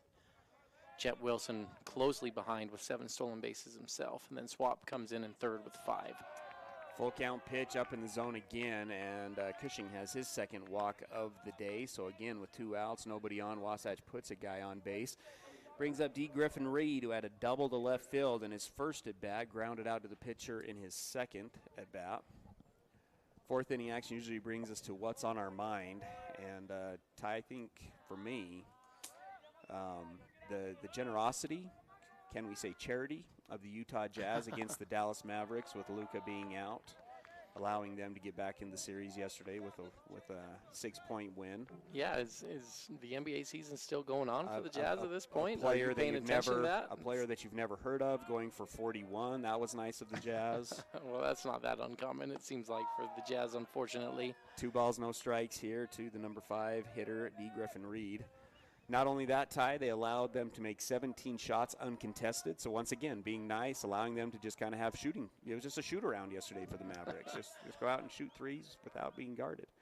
Yeah, 2-0 pitches in there, swung on and missed, moves the count to 2-1. You know, that'll be the story locally, Tyler. But how about baseball-wise, what's on the mind? I don't know if you saw the Freddie Freeman. Oh, yeah, you bet. Highlight yesterday, but a big Braves fan myself, Freddie Freeman fan. And first at bat against his former team, he hits one out of the park. It's just poetry is what baseball is out here on the field. Well, D. Griffin Reed gets hold of this one, and it is back, but curling foul. That would have been gone. Actually, that cleared the second fence here at the Wasatch Ballpark, but it is pushed foul, and that moves the count to 2-2. Didn't take into account the wind there. That wind pushed that one. That started fair, about foul pole distance, but that foul pole is only about 20 feet inside the foul line, and that one wasn't really close, Tyler, to staying fair. That reminded me of our golf game at Red Ledges last year when the caddy was telling me to put it one place, and he thought I was good enough to control where I hit it, and I wasn't hit it where he was telling me to hit it. Those greens up on Red Ledges or something, aren't they? You better just trust the caddy while you're up there. It took about 5 holes before he realized this guy's not going to hit it anywhere near where I'm telling him to hit it. 2-2, runner goes, ball, but it's a throw out at second base. Good throw there from Kelson Stocking. Jack Bluth puts the tag down, and Wasatch gets out of the inning. No runs scored, no hits, no errors, nobody left on base. 6-0 as we move into the bottom of the 4th. Heber City Point S is locally owned and operated by Larry Rhodes and Brad Hyatt. They offer the best brand tires at low prices with extensive knowledge and experience of repair and services with no pressure sales. Only what you need. They've been taking care of cars, trucks, and trailers for over 20 years. No appointment needed, conveniently located, free shuttle service, and free Wi-Fi. Take $5 off your next visit when you tell them 94.5 The Peak sent you over. That's Heber City Point S. Gucci Goo Barbecue in Heber Valley is a premier barbecue restaurant. You can choose from finger-licking ribs, poppin' andouille sausage, tasty chicken, tender brisket, delicious pork, and yummy street tacos. Friday night dates, take that significant other for the smoked prime rib that melts in your mouth. Family-friendly atmosphere where everyone is welcome, quick service for dine-in or takeout, great quality food, and great value for your money. That's Gucci Goo in Midway on Main Street. Dan Sluga at Wasatch Flooring is extending his services to include quality paint products to complete your home remodeling needs. Locally owned and operated, Dan and his team can help you find the right flooring for your home with quality products from Mohawk, Shaw, Target, Godfrey Hirst, and many more. Since 2009, they've been exceeding their customers' needs by helping them select flooring that fits both their lifestyle and budget. They've got you covered at Wasatch Flooring and Paints. 5, 4, 3, 2. KTMP, Heber City, and live sports coverage with Ty and Ty. Bottom of the 4th inning action brought to you by Doria's Dental. At Doria's Dental, they take pride in making your mouth smile. For more information, visit doriasdental.com. And Tyler, we visited Doria's Dental yesterday. 5-year-old daughter had a tooth extraction happening, and they did a great job there. Very impressed with their service, the work they did. She came back and was very happy. I was not sure what to expect, and they just did such a good job taking care of her, and would come highly recommended with their service out there at Doria's Dental. Wasatch trailing 6-0 as we start the bottom of the 4th inning against Salem Hills High School. It's going to bring up the top of the order for just the second time through. Wasatch has had 9 guys up, 9 guys out. Jack Bluth grounded out to the shortstop. Only saw 1 pitch in that first at bat. Comes in today 405, 12 RBIs, a home run. Was 3 for 9 with a run and an RBI in the series against Provo last week. He's going to take ball 2. I'd like to see what happens if Wasatch can just get some base runners here, Tyler. I think Coburn has really settled into a nice rhythm. He's feeling good about himself, almost a little bit arrogant. His warm-up was unlike anything I've quite seen in baseball between innings. But I think Wasatch can just get him a little bit out of his rhythm here, Tyler, if they can get some base runners. The warm-up, we watched him to expound on that a little bit. He threw probably 5 or 6 balls just floating him in almost like softball style while he was waiting for his actual catcher to come out. And they limit you on how many pitches you get between innings, but it was an unusual sight to see at least. 2-1 pitch is swung on, hit hard to the right side, but a great stop there from Wilson as he makes the catch, throws it over to first base, and Wasatch once again has another base runner, another batter retired. Good barrel there from Jack Bluth, but just right at the second baseman. Well, that's what I was going to say, Tyler. You go up and down this lineup, and you've had some good barrels all around. Bluth had a good barrel his first time up and second time up. Wilson had a good barrel his first time up. Kelson Stocking had another good barrel himself. Crew Erickson's going to swing at the first pitch. It's an off-speed pitch that's hammered between the 5-6 spot. That's the first hit of the game for the Wasps. And it goes in between the third baseman and shortstop. Good barrel there from Crew Erickson. And the no-no and perfect, well, I guess the perfect game was done. He had a walk earlier, but the no-no is done for here in the bottom of the fourth. That's going to bring up Chet Wilson, the number 3 hitter, grounded out to the second baseman on the first pitch. 391 coming into today's game. Coburn sets, delivers. It's inside, but it is called a strike. And again, to that point we were just talking about, just looking at the quality of barrels that Wasatch is having, you just felt like they're going to get a few hits here. These balls are going to start to find the holes because they're on the barrel pretty good. The pitching numbers don't really pass what the eye test is telling you about Wasatch and their ability in the box so far in this one. Pickoff move not in time as Crew was leaning on that right foot.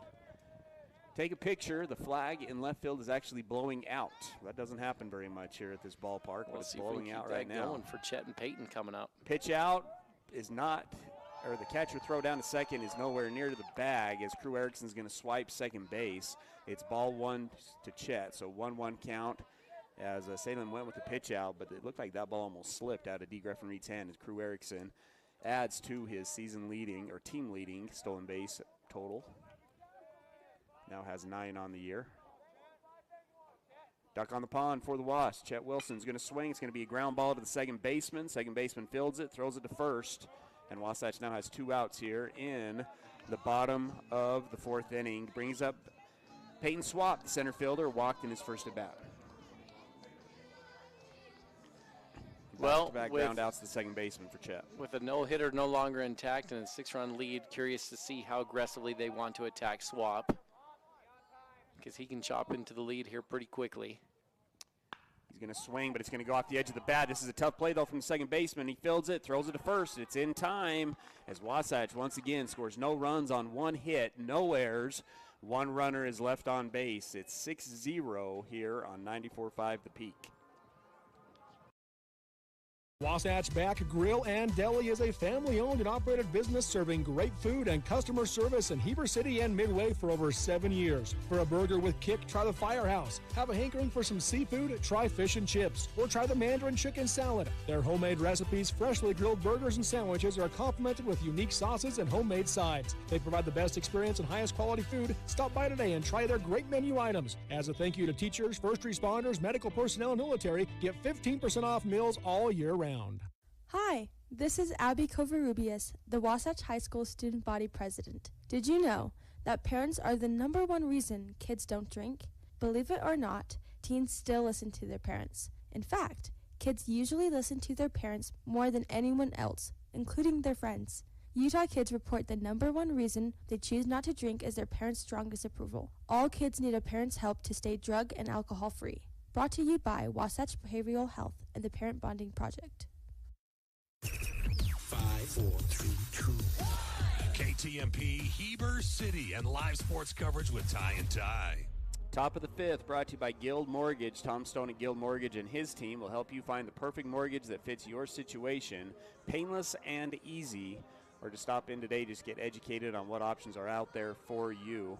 Ty, I was thinking just with things that we've been talking about with perfect games and the playoffs going on, and Jackson Bolender 18 straight innings without giving up a run, and I was just thinking, of great performances that have happened in sports history. So I went through, only 4 guys have thrown games with 20 strikeouts. Can you name who those 4 are? Going to kind of put you on the spot here with some of these. Let's see. 4 guys with 20 plus strikeouts. With 20 plus strikeouts. Roger Clemens. He had 2 games. But yes, he's one of them. Kerry Wood. Kerry Wood for the Cubs.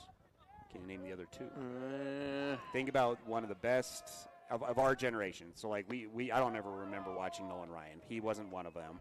But who would you say was the best strikeout guy next to Roger Randy Clemens? Johnson. Randy Johnson had a 20 strikeout. And then probably the best strikeout guy of this generation now. He's winding down his career now, but the best strikeout guy of this generation. Oh, geez. Chapman is the one that comes to my mind, but he wouldn't have. He's not a starter. He's a closer. Yeah. I don't know. Who's the other one? Scherzer. Max okay. Scherzer.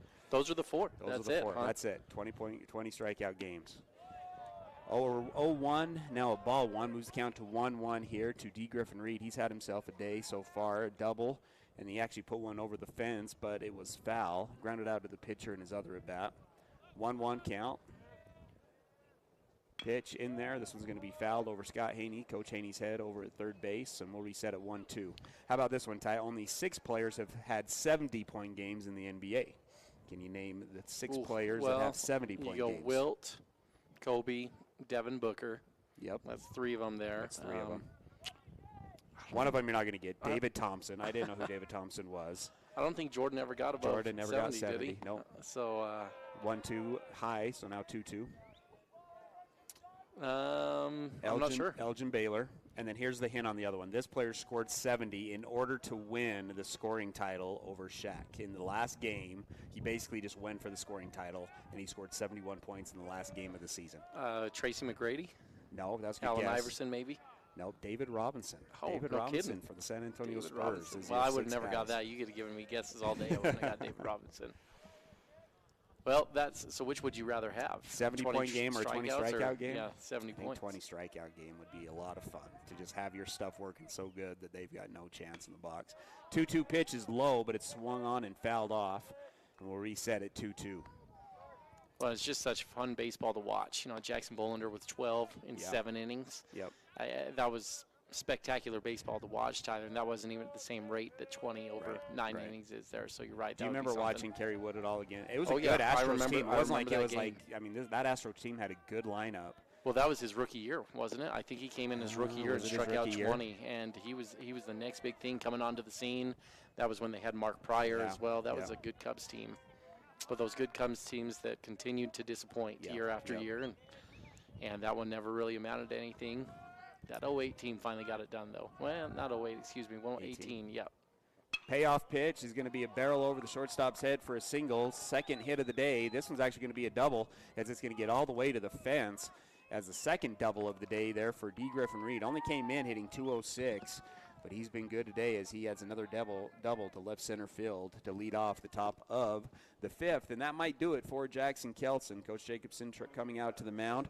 Trip to the mound brought to you by Mirror Lake Station. Best donuts in Utah. The Mirror Lake Station is your stop for gas, groceries, and goodies. New owners David and Kristen Wade invite you to swing by and say hello this season at Mirror Lake Station in Camas. It is going to be a pitching change. Garrett Baxter will be on the mound. We'll take a break, and we'll come back with Garrett Baxter on the mound. Wasatch trails 6-0. Napa know-how. Your local Napa Auto Parts, Wasatch Auto Parts at 105 North Main Street in Heber City stocks auto parts, tools and equipment, and many other items for heavy-duty trucks, marine, and farming equipment. Stop in today at Wasatch Auto Parts, 105 North Main Street in Heber City, a proud sponsor of Wasatch Wasps Sports. Napa know-how. Hi, friend. Are you ready for your next delicious meal? Come to the Dairy King, home of the train, where they're serving the yummiest food to friends and family in the valley. Come in and get a mouth-watering peach shake, peach cobbler shake, or peach raspberry shake. Dairy King, the winner of the Best of State for 18 years. They're celebrating their 75th anniversary. Bring a picture and a memory of being at Dairy King. Proudly serving the Heber Valley for 75 years. The Dairy King, home of the train, is serving deliciousness daily. Stop in today. Timberline Ace Hardware is your full-line Benjamin Moore paint store. Visit them for your home projects, business-to-business, and contractor needs. And remember to ask about their delivery services. And they're looking for some cashiers. Apply today. And get your Carhartt wear, your cool outdoor clothing, and Wrangler jeans. Timberline Ace Hardware, located west of the Wasatch Wasp football stadium at 737 South Main Street, serving the Heber Valley for over 50 years. This is live coverage of Wasatch High School sports on 94.5 The Peak.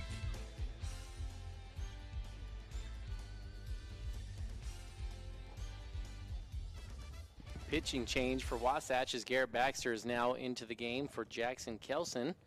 This change brought to you by Physical at the Fit Stop, your locally owned and operated physical therapy clinic, serving you from head to toe, including vertigo to sports injuries, serving the Heber Valley for over 40 years. Physical at the Fit Stop. Garrett Baxter, 5 innings pitched on the season, a 3.50 ERA, no strikeouts, 8 walks in those 5 innings pitched. He's going to have the number 6 hitter, the pitcher, Coburn, who lined out to the shortstop and then grounded out to the third baseman in his 2 at-bats of the day. Came in today hitting .214. Ty, to continue our conversation, 23 guys have thrown a perfect game. 18 guys have had 4 home runs in a game in the major leagues. Which would you rather have out of those 2? Throw a perfect game or hit 4 home runs in a game? I think I'd go with the 4 home runs. There's been less 4 home run games than there have been perfect games, Tyler, and it's just got to be extra satisfying to hit 4 home runs in a game. Hit 1 home run in a game is satisfying alone. Go for 4. Now, if you want to really impress me, let's get a couple in the same inning. That's kind of what I'm going for. It's 2 in 1 inning. In fact, I don't know if this number's been changed, but about 15 years ago, Tyler, there was one player that hit 2 grand slams in the same inning for the St. Louis Cardinals, and that would probably be the peak performance that you could get to. Ball 1 to his first on the first pitch. Now ball 2 moves count to 2-0. The wind has picked up, and it is blowing straight out to left field. Crew Erickson actually is playing pretty close to the warning track out there. Tragenshaw's still playing at normal depth, but Payton and crew have pushed back pretty far. And that's such a big deal. When you can burn the outfield a couple of times, just creates so much holes out there. And tough for the pitcher, throwing right into the wind, Tyler, that's blowing from behind home plate. Be a great day to have a knuckleballer on the mound. That ball would be dancing all over the place, but that's kind of a dying breed. Don't have a lot of knuckleballers developing anymore. Although I will tell you, Gage Sheesh tried real hard, wanted to keep developing that knuckleball, as did Chet Wilson. Every day in practice, they were throwing their knuckleballs. 2-0 pitches in there for a strike, so 2-1 counts. Nobody out here in the top of the 5th. Runner on second base. 2-1 pitch is also in there for a strike, so 2-2. Salem led off the inning with a double to left center field by D. Griffin Reed, his second double of the day. That brought out a pitching change. Jackson Kelson ends the day, 4 innings pitched, 6 runs, 7 hits, 4 walks, and also hit a guy. Only 1 strikeout, came back in the first inning. The 2-2, curveball way outside, moves the count to full.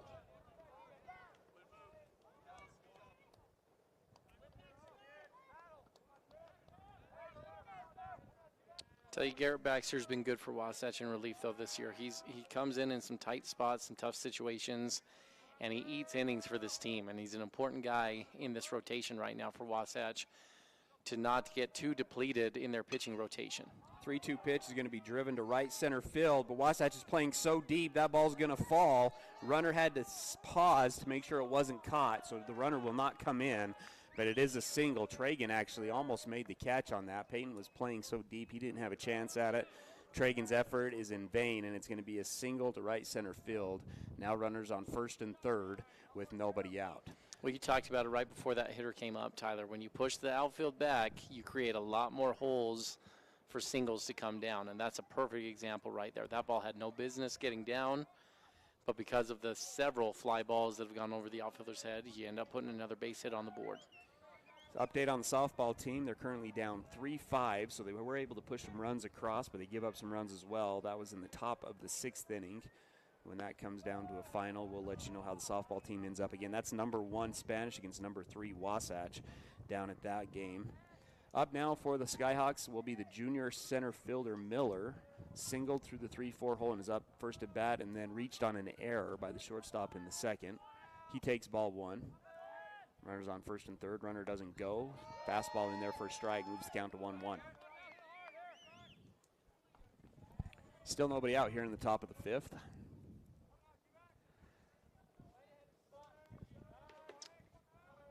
So I didn't get to ask you, Tyler. What would you rather have? 4 home runs? Yeah, I think 20 I think strikeouts, 70 4 home points. runs. Maybe get a hole in one. Would you take a hole in one over all of those? Yeah, because I could actually do that, right? Like, Well, not in a you think you PGA can do event. that? I've Well, had I'm so saying, many golf but I'm balls I saying, haven't gotten yeah, like, I'm close. never going to get a chance to hit 4 home runs in a game. I'm not going to get a chance to throw 20 strikeouts. I'm going to get a chance to score 70. But I can go golfing, and there's a Hey, 1 in a million they've chance. got a I get great Disney hole in movie one. about this. A high school teacher that gets in his chance in the bigs. Tyler, maybe that's you, just waiting to have him with your strikeouts. Although the fact that they didn't let you pitch in high school either doesn't bode well for you to be able to make it as a pitcher. Yeah, that's not going to that happen. long here.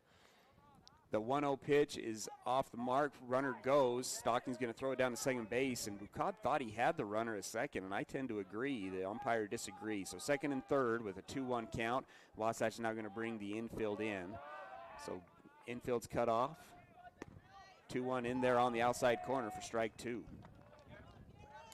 So take a trip around the state, Ty. Your RPI update. Your top 5 right now in the state. Park City still at number 1. Lehigh at number 2. Spanish Fort comes in at number 3, Orem at number 4, and then Jordan High School is at number 5. Not a lot of change in that top 5 from last week. 2-2 pitch swung on. It's going to be a shallow fly ball, but that wind moving out of left field is going to move it all the way back to the fence. That got all the way to the warning track. He got that up into the jet stream. It is going to bring in a run, so it's going to be a sac fly, and the runner will stay at second base. So 1 out, guy on second, 1 run in. That was incredible. Yeah, that ball you're thinking, man, you got to come get that, crew. You got to come get that. That was almost a opposite of the Yankee announcer. Gone but caught. I just said a shallow fly ball that left the yard almost is what I should have called there. Put it on the highlight reel. Guy on second. 1 out. It's going to bring up the number 8 hitter, Hickman. Hit by pitch and then tripled in his last 8 and 9's been good for Salem, Tyler. They have been the most lethal part of this lineup so far today is 8 and 9. Garrett needs to be cautious here and make sure he's careful with his pitches. Doesn't want to leave anything floating out over the middle part of the plate. He does come with a strike. Baxter takes a peek. Now a second. Delivers the 0-1. That's also in there for a strike. Gets the outside corner, so 0-2 the count.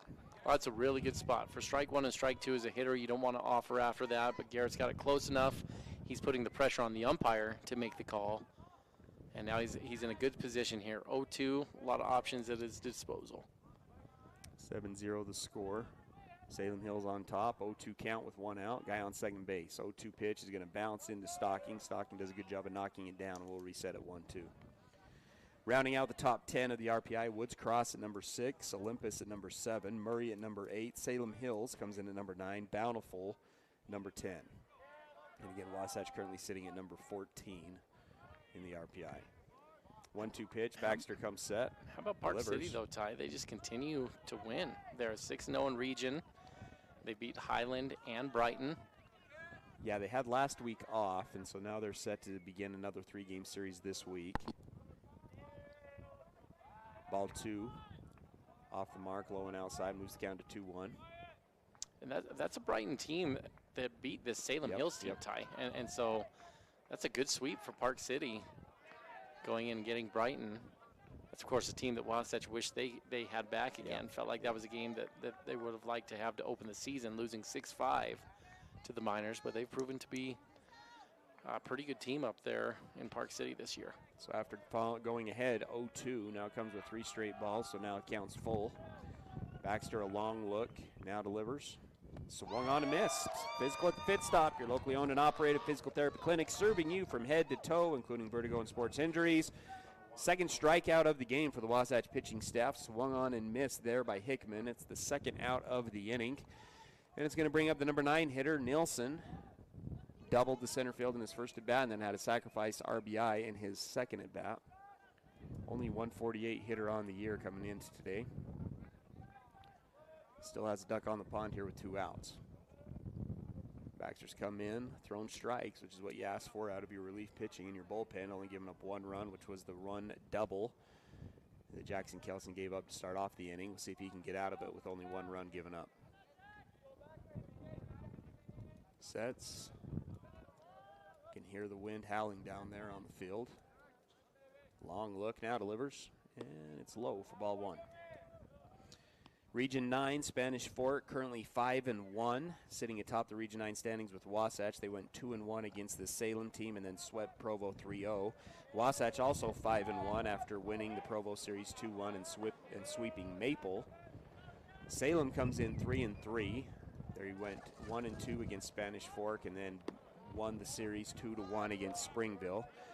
Maple is 2-4 after winning the series against Springville 2-1, but got swept by Wasatch as mentioned. Springville 2-4 in region play after winning one game in each of their series against Maple and Salem.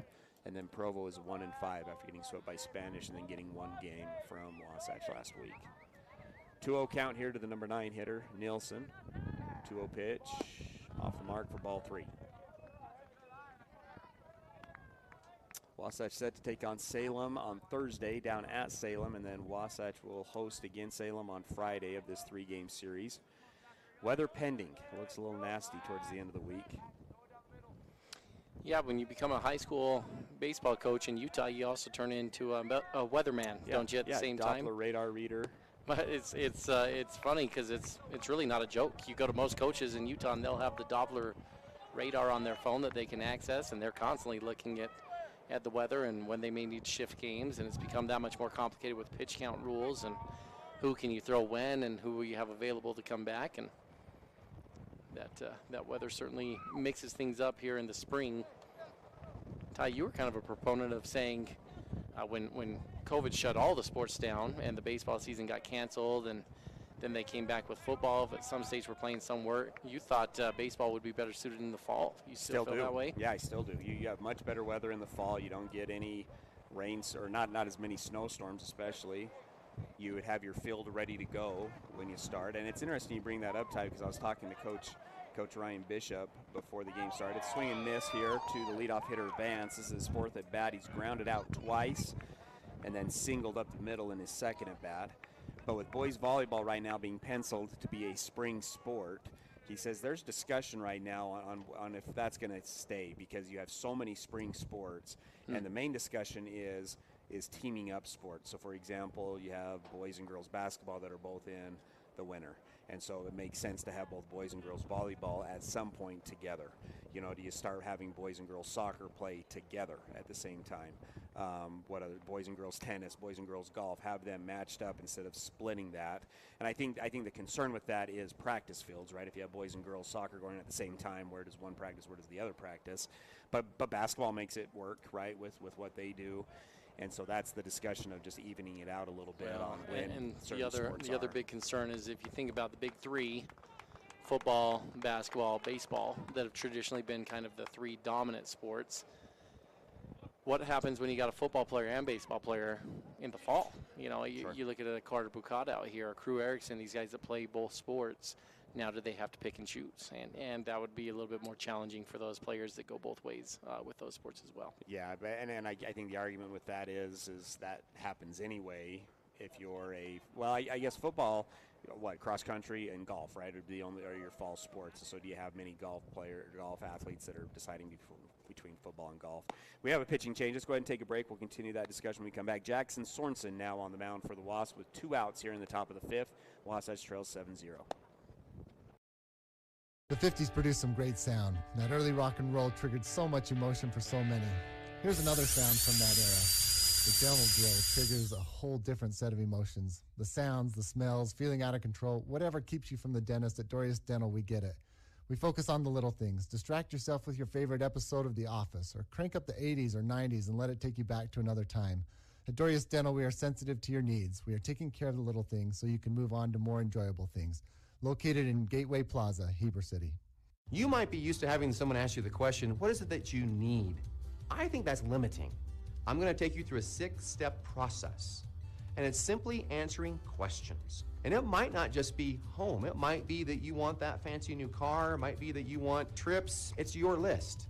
What is it that you really, really want? Call Tom Stone at Guild Mortgage in Heber City. Tom Stone, MLS 257849. Guild Mortgage Company is an equal housing lender. MLS 3274. All loans are subject to underwriter approval. Terms and conditions may apply. Subject to change without notice. Hi, this is Nicole with Mountain Refined Furnishings and Flooring. And if you didn't know, we've recently partnered with Mattress Warehouse of Utah to bring you the largest selection of mattresses around. The team at Mountain Refined prides themselves on making your home a place where you love to be. We offer a large selection of furnishings, flooring, window treatments, gifts, decor, and so much more.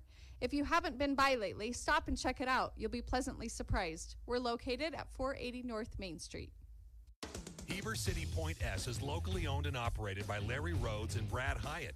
They offer the best brand tires at low prices with extensive knowledge and experience of repair and services with no pressure sales. Only what you need. They've been taking care of cars, trucks, and trailers for over 20 years.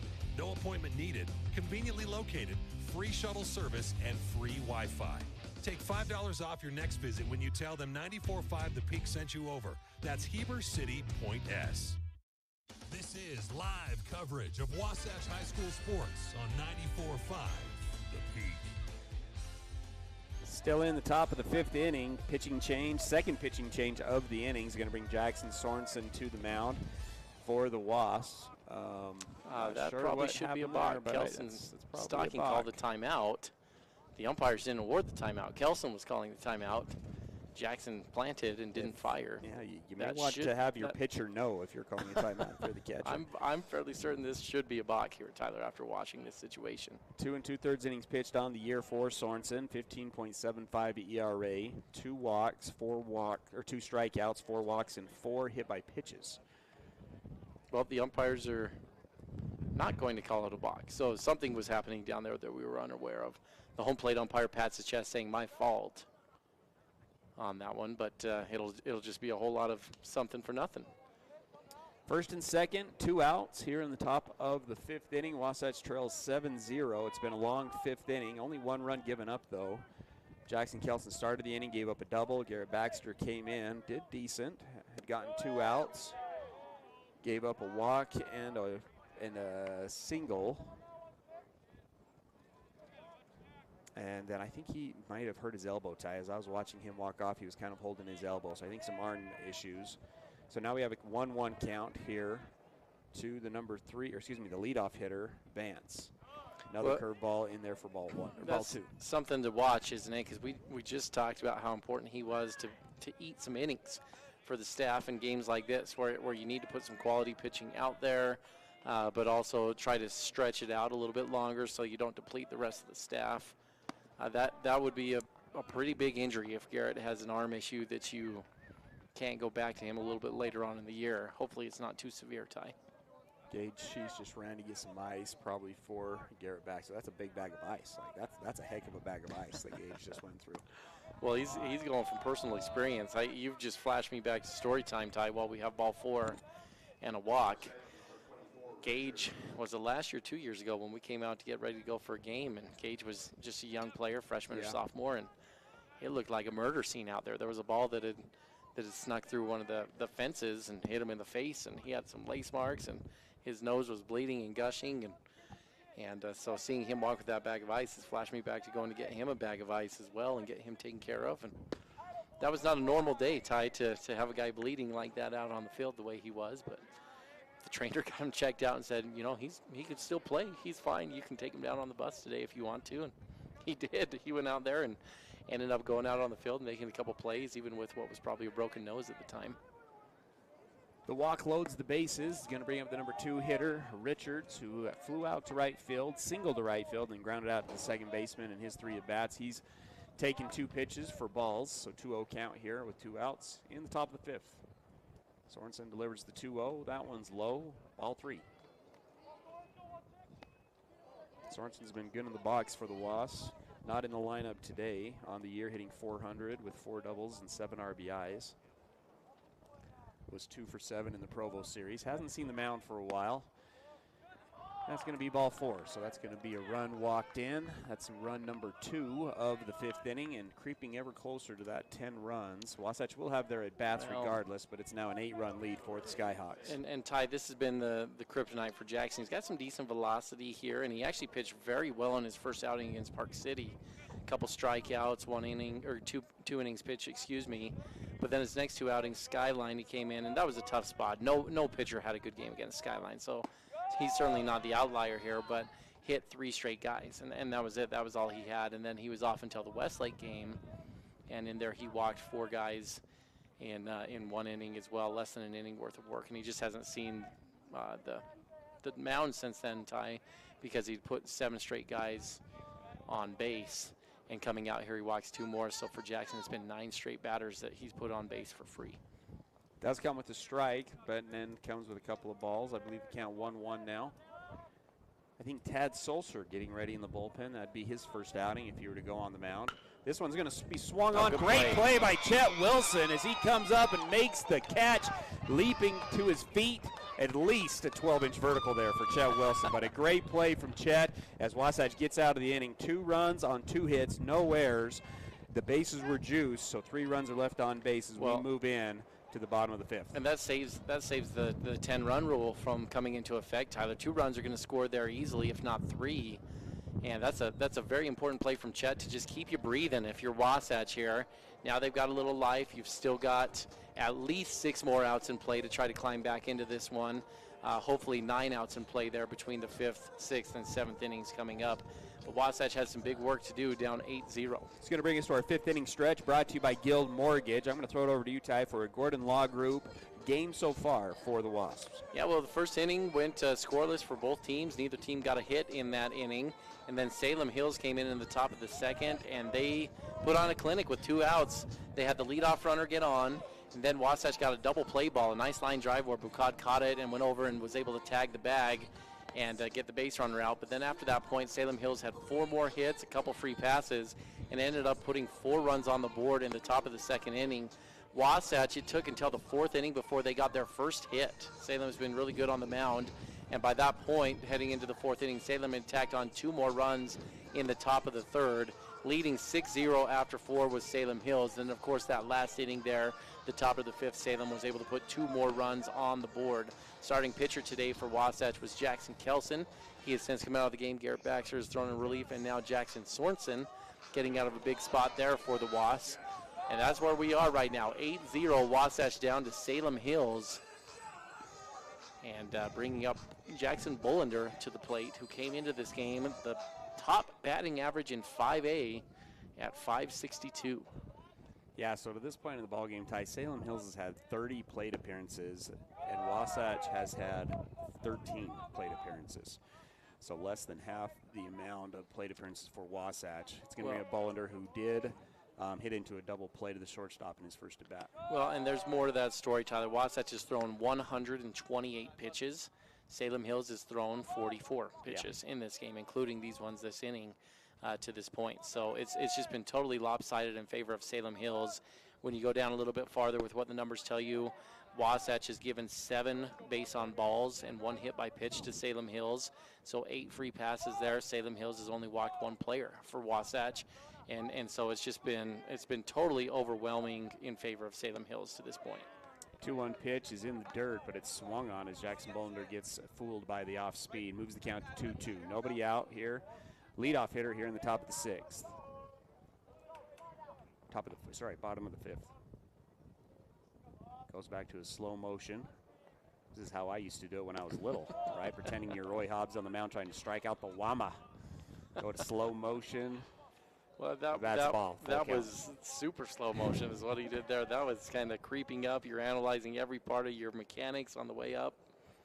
Full count, swung on. It's driven to right center field. This one's not going to get caught. Jackson Bolender continues to stay hot in the box. He's rounding first, looking at Coach Jacobson. Another double for Jackson Bolender. Good barrel there from the Bubbles. That's now extra base hit number 5 on the year, and it's a leadoff double for the Wasps here in the bottom of the 5th. Yeah, tough day for Jackson Bolender at the plate, though, Tyler. You go 1 for 2, and your batting average is going to be dropping after this game, and that's how good he's been this year in the box. That double play that he hit into in the 2nd inning was that was the first time he had gotten out in 4 games, or hadn't reached base in a plate appearance. Cole Zimmerman's going to come up to the plate, .333 batting average, flew out to left field in his last at bat, takes strike 1. Runner on second again is Jackson Bolender. Nobody out here in the bottom of the 5th. Wasatch still looking for their first run. Zimmerman's going to swing. It's going to be a rollover to second base. Second baseman comes through it. It is going to move the runner to third. But now we have a runner on third, 1 out as the second baseman fields it, throw it to first, and Zimmerman is retired. Kelson Stocking comes up, had a good barrel in his first at bat, just went right to the shortstop. Was 2 for 7 in his series against Provo with a couple RBIs. Did have a double over the left fielder's head at Provo. And had a nice barrel in the game 2 as well. He's going to take strike 1. Wasatch still trying to look for that first run of the game here in the bottom of the 5th. First baseman playing up for Salem Hills. Rest of the infield playing back, playing with a comfortable 8-0 lead. He's going to check swing this one, and it's going to be a little pop out to the first baseman. Tried to pull back or keep his bat head back, not enough, and it's going to be a little bloop out to the first baseman, and just like that, 2 outs. And a missed opportunity there with less than 2 outs and a guy on third. Oh yeah, Kelson would love to have that one back. That's one of the great mistakes. You got a runner on third, less than 2 outs, and you just don't want to give away your at bat. And the phrase I like to use is don't get cheated, right? If you're going to take a hack, you take a full hack. And that way, if you make contact, you're putting the pressure on the other team. Maybe a fly ball in the outfield, you get a sac fly, at least a hard ground ball. But unfortunately, the check swing doesn't do that for the Wasps here. Tragenshaw takes strike 1, swings an off-speed pitch inside, and he ropes it, but it's foul. So 0-2 count with 2 outs, 8-0 here in the bottom of the 5th. Wasatch still looking for that first run. Only 2 hits on the day, a single from Erickson and a double by Jackson Bolender. 0-2, super slow motion here. Swung on, it's going to be a rollover, foul to the first baseman. We'll reset at 0-2. Man, if he goes in that super slow motion. Still home. Still home. Let's take it. 2 strikes, it's tough, right, to do that. Unless you're going to get killed. Unless you want to get killed. But hey, you know, life on the line, probably not the case in a baseball game. Probably not worth it. 0-2 pitch as we reset. Bubbles on third. Tragenshaw in his last at bat grounded out to the second baseman. And this one's going to be low and outside for ball 1. But those are the little things, Tyler, that you bring up as a hitter. You can start to pick up on a little bit more. That obviously he's not going to do that with the runner on third, less than 2 strikes. Gets 2 strikes, he's more likely to try to mix up the speeds, and that way it shouldn't catch you off guard as much. 1-2 pitch, too far outside, moves count to 2-2. Pitch count now up to 56. Yeah, if he can get out of this inning here, they could bring him back on Thursday, Tyler, and throw if they really wanted to. 2-2, swung on, ground ball to first base. He'll field it, step on the bag, and Wasatch again goes scoreless. No runs on 1 hit, no errors. 1 runner is left on base. Wasatch trails 8-0 here on 94.5 The Peak. Hi, friend. Are you ready for your next delicious meal? Come to the Dairy King, home of the train, where they're serving the yummiest food to friends and family in the valley. Come in and get a mouth-watering peach shake, peach cobbler shake, or peach raspberry shake. Dairy King, the winner of the Best Estate for 18 years. They're celebrating their 75th anniversary. Bring a picture and a memory of being at Dairy King. Proudly serving the Heber Valley for 75 years. The Dairy King, home of the train, is serving deliciousness daily. Stop in today. Timberline Ace Hardware is your full-line Benjamin Moore paint store. Visit them for your home projects, business-to-business, and contractor needs. And remember to ask about their delivery services. And they're looking for some cashiers. Apply today. And get your Carhartt wear, your cool outdoor clothing, and Wrangler jeans. Timberline Ace Hardware, located west of the Wasatch Wasp football stadium at 737 South Main Street, serving the Heber Valley for over 50 years. This is live coverage of Wasatch High School sports on 94.5 The Peak. Top of the 6th action brought to you by Wasatch Back Grill and Deli, a family-owned and operated business that has been serving great food and customer service in Heber City and Midway for the past 7 years. Wasatch Back Grill and Deli. Up for Salem Hills will be Cushing, the number 4 hitter. He'll take ball 1. Struck out looking in his first at-bat and then walks in his second and third at-bats. Jackson Sorensen still on the mound for the Wasps. We've seen Jackson Kelson, who started, and then Garrett Baxter, but I think he may have done something to his arm. He did not last long, 2 2/3 innings pitched. Now Jackson Sorensen on the mound, and he goes down 2-0 to Cushing. Same defense. No, Alex Gutierrez now in at second base for the Wasps. Ball 3 is delivered by Jackson Sorensen. So Gutierrez now at second base. Zimmerman still at first. Bucott at short, and Wilson at third. Outfield is the same as well. Shaw, Swapp, and Erickson. 4 straight pitches, 4 straight balls, and that's going to be the 3rd walk of the day for Cushing. It's going to bring up D. Griffin Reed, 2 for 3 with 2 doubles for D. Griffin Reed in the day today. Also grounded out to the pitcher. He's had a good day in the box. Came in only hitting .206. But he's been good today, 2 for 3 with 2 doubles. Sorensen comes set. Delivers. That one's in there for a strike. So after 4 straight balls, comes back with a strike there. Soccer team up 1-0 at halftime against Springville. Softball made a run but come up short. They lose 5-4 to Spanish Fork. Spanish Fork, again, the #1 team in 5A right now in both the RPI and the Deseret News, and Wasatch gave them a go but ended up losing 5-4 down at Spanish Fork. Yeah, but that's one you can build off of, isn't it? Good competitive game, losing 5-4. You see them again in the state tournament. That's one you can point to and say, hey, you have a ball go this way or maybe a bounce here. Changes the whole complexity of that game. And the Lady Wasps seem to be right there, Ty. Yeah, second pitch is also fouled off. Right now, according to Deseret News, Spanish Fork 1, Springville 2, I can't remember who was 3, Wasatch 4, Salem Hills 5. So 4 out of the top 5 teams, according to Deseret News in 5A, all coming from Region 9. And Wasatch has been right there with all of them. The 0-2 is bounced in there for ball 1. Stocking's been good behind the plate today. Ty has had to deal with numerous pitches like that. Only 1 ball has gotten to the backstop on Stocking. Also has thrown out a guy. I thought he had the other guy thrown out as well, but the umpire called him safe at second. 1-2. Swung on, hammered, but foul down the left side. Well, you've seen a tendency to pull here from D. Griffin Reed. And these, if you can be mentally disciplined, if you're Wasatch, these are not wasted at bats here. If you're paying attention, I know it's 8-0, but you've got 2 more games in this series. And you want to be playing the whole way through. Look for tendencies. Try to figure out this opposing team so you can come back strong in games 2 and 3 if you're not able to climb your way back into this one. Gets a curveball in there at the top of the zone for strike 3. First physical at the pit stop strikeout there for Jackson Sorensen. That's the first out here in the top of the 6th. Brings up the pitcher, Coburn, lined out into a double play. His first at bat to the shortstop, grounded out to the first baseman, and then singled to right center field on a bloop single. He'll take ball 1. Ty, if you're just joining us, scoreboard update brought to you by Doria's Dental. Wasatch is trailing Salem Hills right now 8-0 at home. Wasatch has been winners of 7 out of their last 8 games, but this one has not gone their way in the first 5 innings of this one.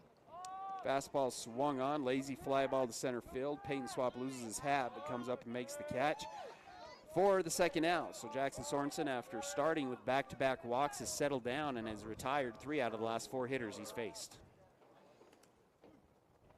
2 outs now here in the top of the 6th with a runner on first. Miller's going to come to the plate. Singled his first at bat, reached on an error in his second, and then had a sacrifice fly in his third at bat. Playing center field today for the Skyhawks. Sorensen's going to spike one. The runner's going to stay at first base. And again, all because of Kelson Stocking, Tyler. That's a tough ball to block. It does get a little easier in the turf. You know where that thing's coming. But he had to stand up fully to get that ball blocked because it hit so far in front of the plate. Did a good job handling it. 2-0. It's going to be a barrel. Chet can't get his glove on that one, so it's going to be a single for Miller, his second hit of the day. Crew does a good job of keeping the ball, or getting the ball back into the infield quickly, so the runner just goes from first to second. So now first and second, 2 outs. And brings up Hickman, struck out in his last at bat.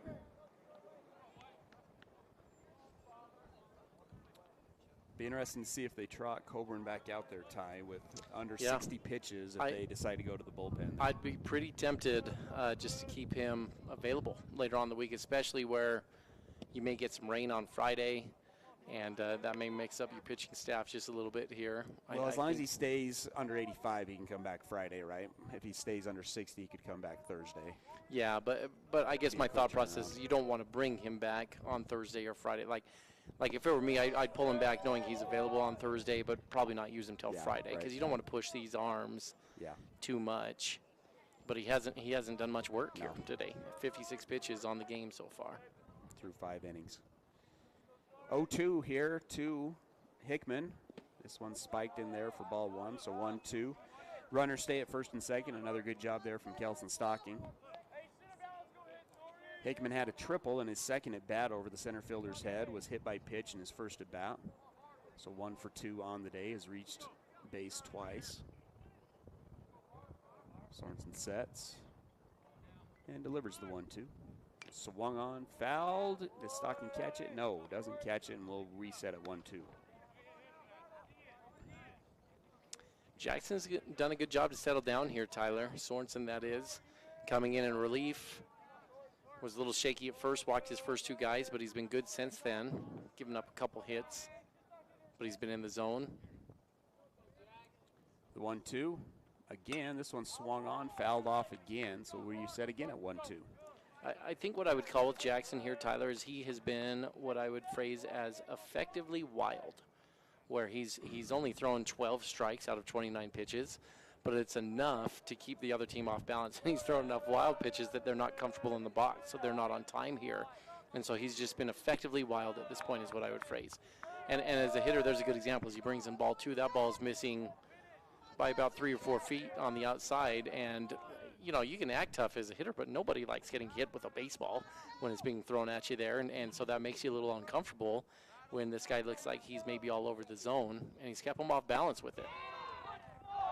Fastball on the inside. I thought that was deuces, but I guess that was ball 4. So full count, ball 4. That pitch was close, but it is ball 4. So that's going to load the bases and bring up the number 9 hitter who doubled over to the center fielder's head in his first at bat, sack fly in his second at bat, and then walked in his third. So 1 for 1 on the day with an RBI. Swings at the first pitch and misses. That ball was low in the zone, but goes ahead and takes a wave at it and misses. Bases juiced for Salem Hills, trying to break this thing open even more. 8 runs across. This one's going to be right at the shoulder, and it got him. Not hard, but it does clip the left arm there, and that's going to bring in a run after the hit by pitch to the number 9 guy, and that's going to bring up the top of the lineup, number 23, the senior Vance. Grounded out at the second baseman, single up the middle, ground out at the second baseman, walked in his last at bat. Wasatch now trails 9-0. That one in there for a strike.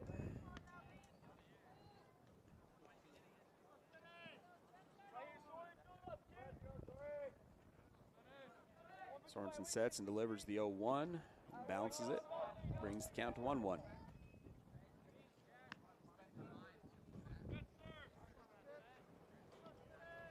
Fine line in these 3-game series, Tyler. As a head coach, where you've been for the last several years, at what point do you think about surrendering the white flag and say, look, we got 2 more games, let's get some guys some different looks, let's try to limit the types of looks Salem sees in this and play more of a strategy game? Or were you a believer in just coming at them all 21 outs that you've got? You're going to give your best and try to come at these teams. Well, you're always going to come at them, Ty, but I do think at a certain, like, I agree with them saving Gage in this game. You know, last week they threw Gage, and he wasn't able to come back the rest of the series. I think it's good that they've gone with Baxter and Sorensen here, down 9-0, now make it 10-0 after another walk.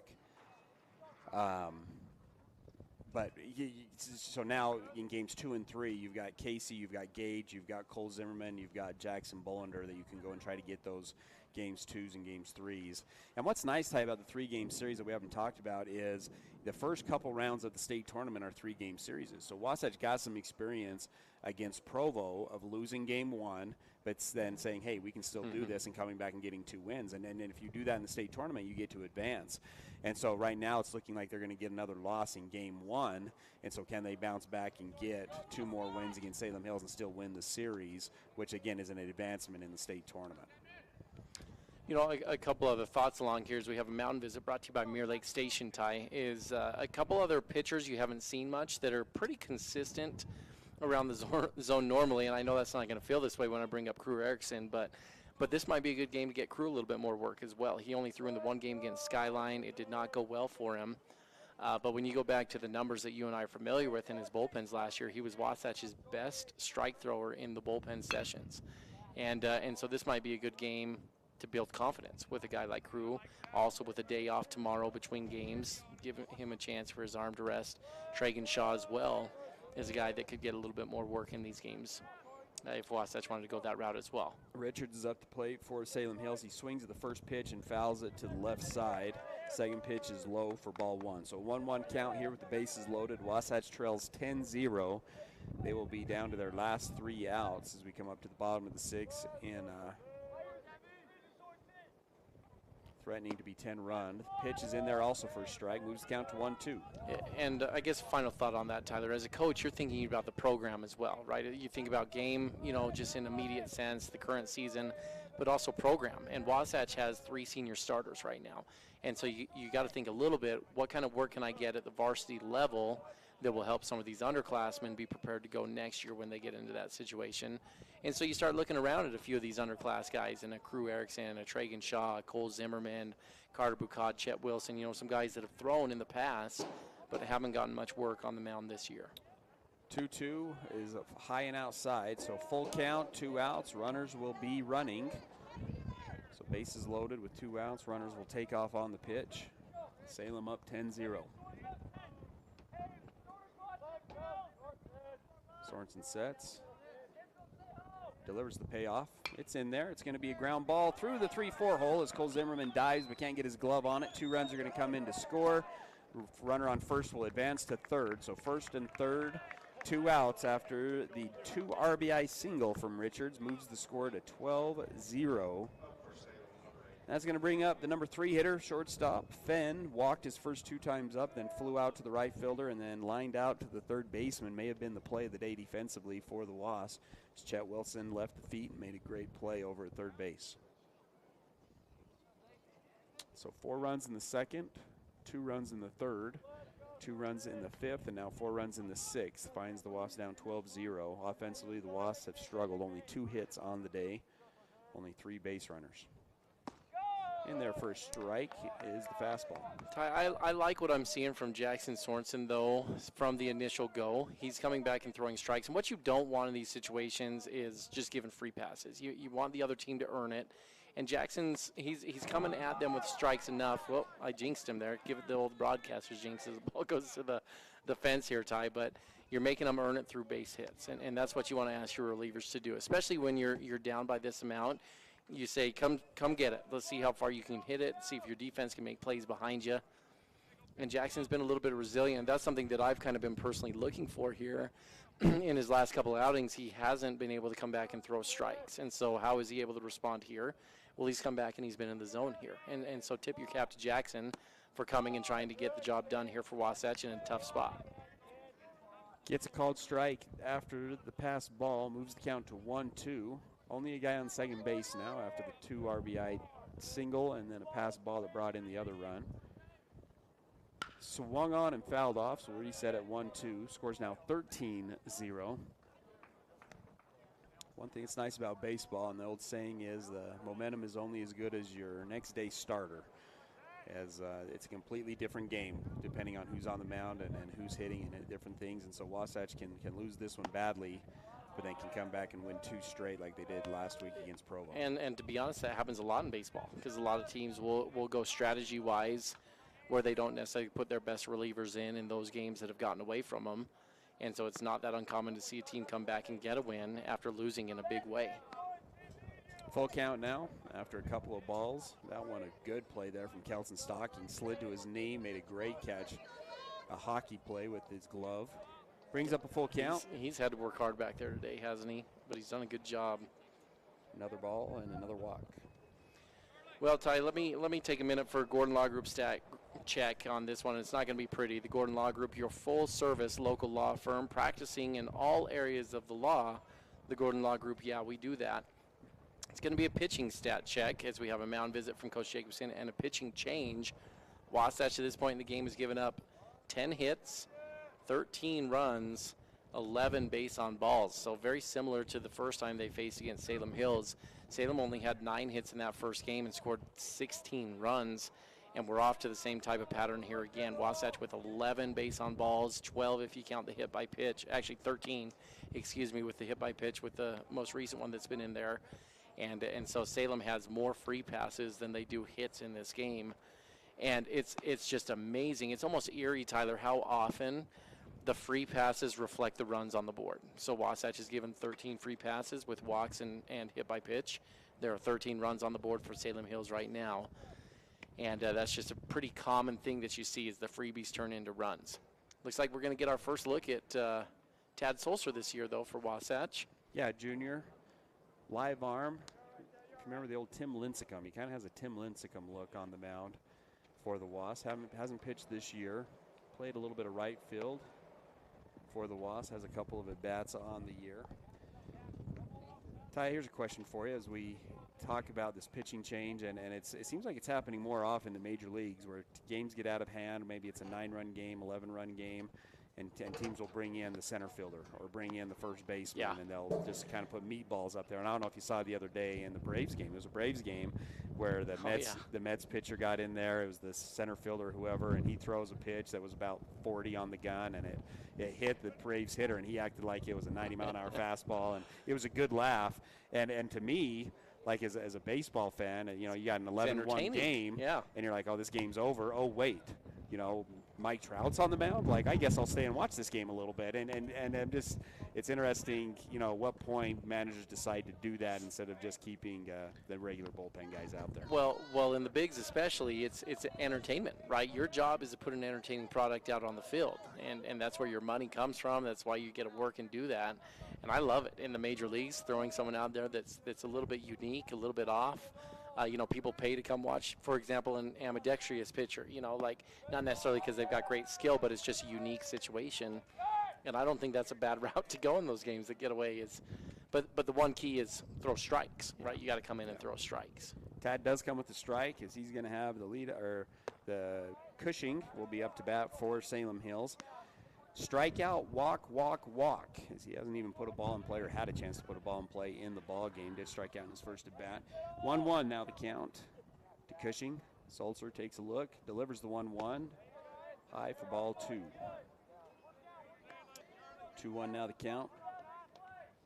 10-run rule in the major leagues, is that something that you'd be in favor for? Oh, no, speed up the games? Absolutely not. The prices they pay for those tickets, I want to see every single out if I'm paying that money to go see that one, Ty. No, it's been something that's been thrown around. 3-1. So maybe a rule that if you fall down, the 10-run rule is if you're down 10, you do have to put a position player on the mound. How about that? You got to speed them up somehow, though. You know, when you're down by 10, you only get X amount of time between pitches, X amount of time coming in and out of the dugout, because they milk those commercials. So maybe that's what it is. If you get down by 10, as a manager, you can't make a pitching change if you're down 10. So then that would then push you to put a position player out there, right? Because you don't want to waste a bullpen guy and have him up there throwing a lot of pitches. And so if you get down 10, you can't make a pitching change now. We want to move this game along. Okay, put the third baseman out there to save an arm. Another walk to Cushing. It's going to bring up D. Griffin Reed. A couple of doubles. Did strike out looking in this inning. As Salem Hills has gone around now. Tad comes with a strike here to D. Griffin Reed. There's a good pitch right there, Tyler. That had some nice tailing action. Must have been a little two-seam fastball that Tad was throwing, working on the outer half. Bases are loaded for Salem Hills, who have already scored 5 in the inning. Wasatch still with 2 outs. Wasatch had 2 outs, and all of these runs have come with 2 outs here in the top of the 6th. Tad Sulser, we haven't had a chance to talk much about him. He's been primarily a courtesy runner for Wasatch this year, only a junior, but he works hard to improve the game of baseball. Spent a lot of time in his high school career to try to do a little extra work to get a little better. Does get a swing and a ground out to the pitcher. Tad Sulser with a nice play, flicks it to Cole Zimmerman, and Wasatch gets out of the inning, but not before they give up 5 runs on 2 hits, no errors. The bases were loaded, so 3 guys are left on base. Bottom of the 6th, Wasatch needs to score 4 runs in order to continue this ball game. You're listening to 94.5 The Peak. Gucci Goo Barbecue in Heber Valley is a premier barbecue restaurant. You can choose from finger-licking ribs, poppin' andouille sausage, tasty chicken, tender brisket, delicious pork, and yummy street tacos. Friday night dates, take that significant other for the smoked prime rib that melts in your mouth. Family-friendly atmosphere where everyone is welcome, quick service for dine-in or takeout, great quality food, and great value for your money. That's Gucci Goo in Midway on Main Street. Dan Sluga at Wasatch Flooring is extending his services to include quality paint products to complete your home remodeling needs. Locally owned and operated, Dan and his team can help you find the right flooring for your home with quality products from Mohawk, Shaw, Target, Godfrey Hirst, and many more. Since 2009, they've been exceeding their customers' needs by helping them select flooring that fits both their lifestyle and budget. They've got you covered at Wasatch Flooring and Paint.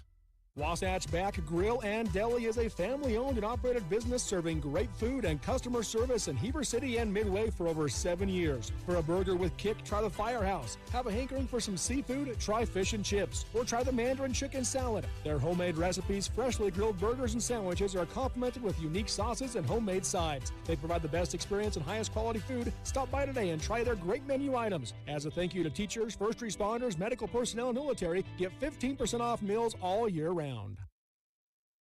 This is live coverage of Wasatch High School sports on 94.5 The Peak.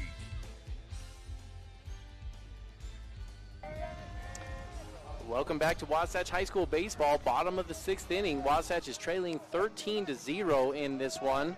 6th inning action brought to you by Gucci Goo Barbecue. From the words of the Gucci Goo customers, this barbecue is super good. The nacho sundae were amazing, and we definitely ate more than we should have. The portions are perfect for a single person, and the combination of good meat, sauces, and texture made these absolutely amazing. I definitely will come back here again. Highly recommend Gucci Goo Barbecue. Craig McPhee is going to lead off the bottom of the 6th for the Wasps as he's inserted into the game for Carter Bucott. He's going to take strike one and then gets fooled on that off-speed pitch and swings and misses. McPhee on the year, .250 batting average, couple of RBIs, 400 on base percentage. Utility guy for the Wasps is caught, started catching, but also infielder. Swings at the off speed and fouls it into the bullpen over here on the right-hand side. Yeah, Ty went to Gucci Goo this weekend, and I just got a couple of 2 meat plates for me and my wife, and it was fantastic. That's fantastic. You can never go wrong with those meat plates, but at some point you need to try the Gucci Goo Sundae. I know you haven't done that one yet, Ty. I haven't had that one yet. Macaroni and cheese, put some of that meat on top along with a bunch of other amazing toppings. I did get the mac and cheese. Craig's going to swing at this one, and he's going to foul it to the first base side, and it's caught. So that's going to be the first out of the bottom of the 6th here. Wasatch down to 2 outs. They've got to score 4 runs to keep this thing going, or else it's going to be a run rule. Yeah, I went with coleslaw and the mac and cheese. And then me and my wife just got all of the meats. So we had brisket, we had sausage, we had chicken, we had pulled pork, and it was all good, all delicious. Boy, I tell you what, you're making me hungry right now. May need to make a trip out there to Gucci Goo here this evening. Alex Gutierrez is going to get his first at bat of the game for Jack Bluth. What's your go-to, like a tailgate meat, Tyler, if you're going to tailgate before an athletic game? Is it the brisket, your ribs, man? I like brisket and ribs. I take it back. I'd go with the ribs. Like, I'd go ribs if I had to choose what the meat was. Here's a single up the middle for Alex Gutierrez, a seeing eye single as it gets through. Got slowed down by the mound. Coburn wasn't able to come up with it, and that's going to be the 3rd hit of the game. Gutierrez had a good year, Ty. He was hitting .500 going into that at bat. 7-14 with guys in scoring position. Was 1 for 2 in the series against Provo, and he gets a single right there up the middle. Yeah, competitive at bats. Alex has put them up all year long. We've talked about already on the air many times how he's just a hard worker. He works really hard, not only in practice but also in the weight room. And Tyler, I would say, frankly, he's probably a little ahead of schedule. You thought maybe by his senior year he would really come along, but already in his junior year he's making a splash here for Wasatch. And kind of putting the pressure on some of those older guys to stay consistent because he's been consistent himself. Crew Erickson comes to the plate after taking strike one. He's going to have a pitch on the inside, and it's going to clip him. He's going to get hit by pitch. He had a single in his last at bat, so 2 base runners now for the Wasps. It's going to bring up now Gage Sheesh, who's going to pinch hit for for Chet Wilson. Sheesh on the year 1 for 2 with an RBI. Did reach base on both of his. He's 1 for 2 with an RBI. Through 4 innings of scoreless baseball against Provo last week, Ty. Yeah, he was great in relief. Foul off first pitch. great in relief, really for the majority of this year, especially in the early games, Tyler, when Wasatch was kind of struggling to find their relievers. Gage, he made a splash by coming in and throwing strikes. He was very effective coming in, getting the job done, and he's been really rock solid for Wasatch over the course of this season in relief. 0-1 pitch after fouling off the first one. He'll take ball one off the edge of the plate. Well, Gage gets on. The last time Payton Swapp was up with bases loaded, he punished the baseball over the left field wall, and that would extend this game. Payton Swapp's on deck. Runners on first and second, 1 out. Wasatch down by 13 runs. Curveball in there for a strike. Nice pitch there from Coburn. 1-2. You would go ribs, though, huh? Yeah, Back like to that ribs. conversation. Yeah, I like you know, ribs. it's a lot of work for a little reward when you're talking ribs.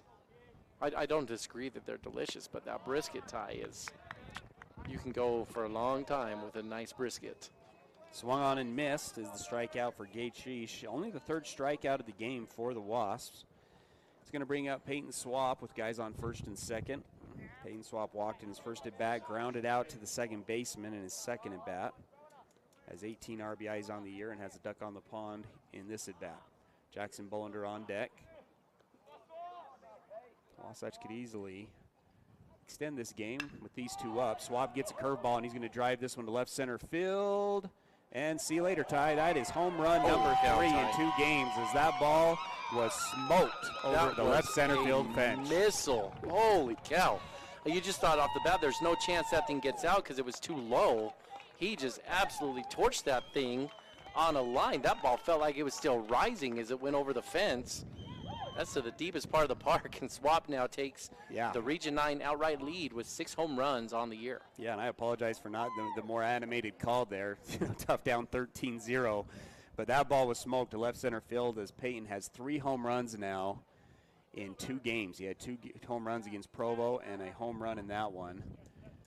Coach Jacobson's going to go ahead and make a substitution here, it looks like. Jackson Bolender had doubled in his last at-bat.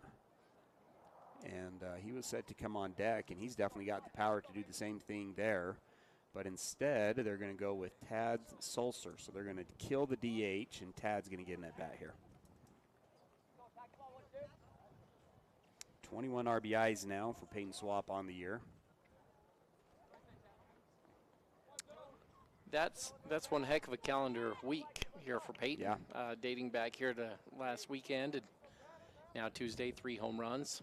Solo shot, grand slam, and a 3-run home run in his last 5 at-bats. 3 home runs in your last 5 at-bats. That's pretty good work. Tad's going to take ball 1. Tad Sulser hitting for Bolender here in this ball game. Bolender, again, has been great everywhere. 565 coming into today. Had another double today. Has been perfect on the mound in his last 18 games. How about this, Ty? Tad Sulser smokes the ball over the left fielder, and he's going to be in there for a double. Good swing there from Tad Sulser. Tad came in today with a 1 for 3 with the double and a couple RBIs, and he gets a hold of that one. That's a good barrel that goes over the left fielder's head. So now Wasatch has the runner that will extend the ball game on second base. Going to bring up Cole Zimmerman, who flew out to left field in his first at-bat and grounded out at the second baseman in his last at-bat. Well, now I'm behind over here, Tyler. I got to figure out this game changer with these new DH rules. It's not letting me put Sulser in, so I gotta get caught up here as Cole Zimmerman has a chance to extend this game to the 7th. Duck on the pond once again for the Wasps. The guy on second base, Cole Zimmerman's going to take strike 1. Coburn's going to go ahead and keep going. He's at 70 pitches now. So still quite a ways to go for Coburn not to be able to come back on Friday if he wanted to. Pitch gets away from the catcher, so Tad will advance to third base.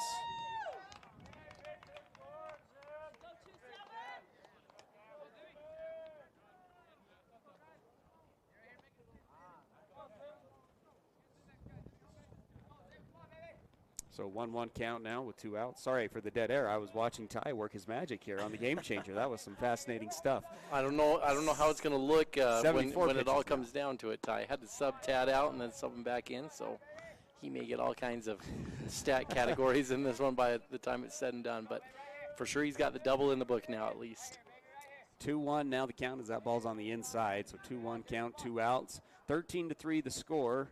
Zimmerman looking to extend it. It's going to be a ground ball to second base. Wilson fields it, throws it to first, and that will do it as Wasatch will fall 13-3 as they get 10 run here in the 6th inning. We're going to go ahead and take a break. When we come back, we'll have your Ace Timberline Hardware Store postgame show after this. The 50s produced some great sound. That early rock and roll triggered so much emotion for so many. Here's another sound from that era. The dental drill triggers a whole different set of emotions. The sounds, the smells, feeling out of control, whatever keeps you from the dentist at Dorius Dental, we get it. We focus on the little things. Distract yourself with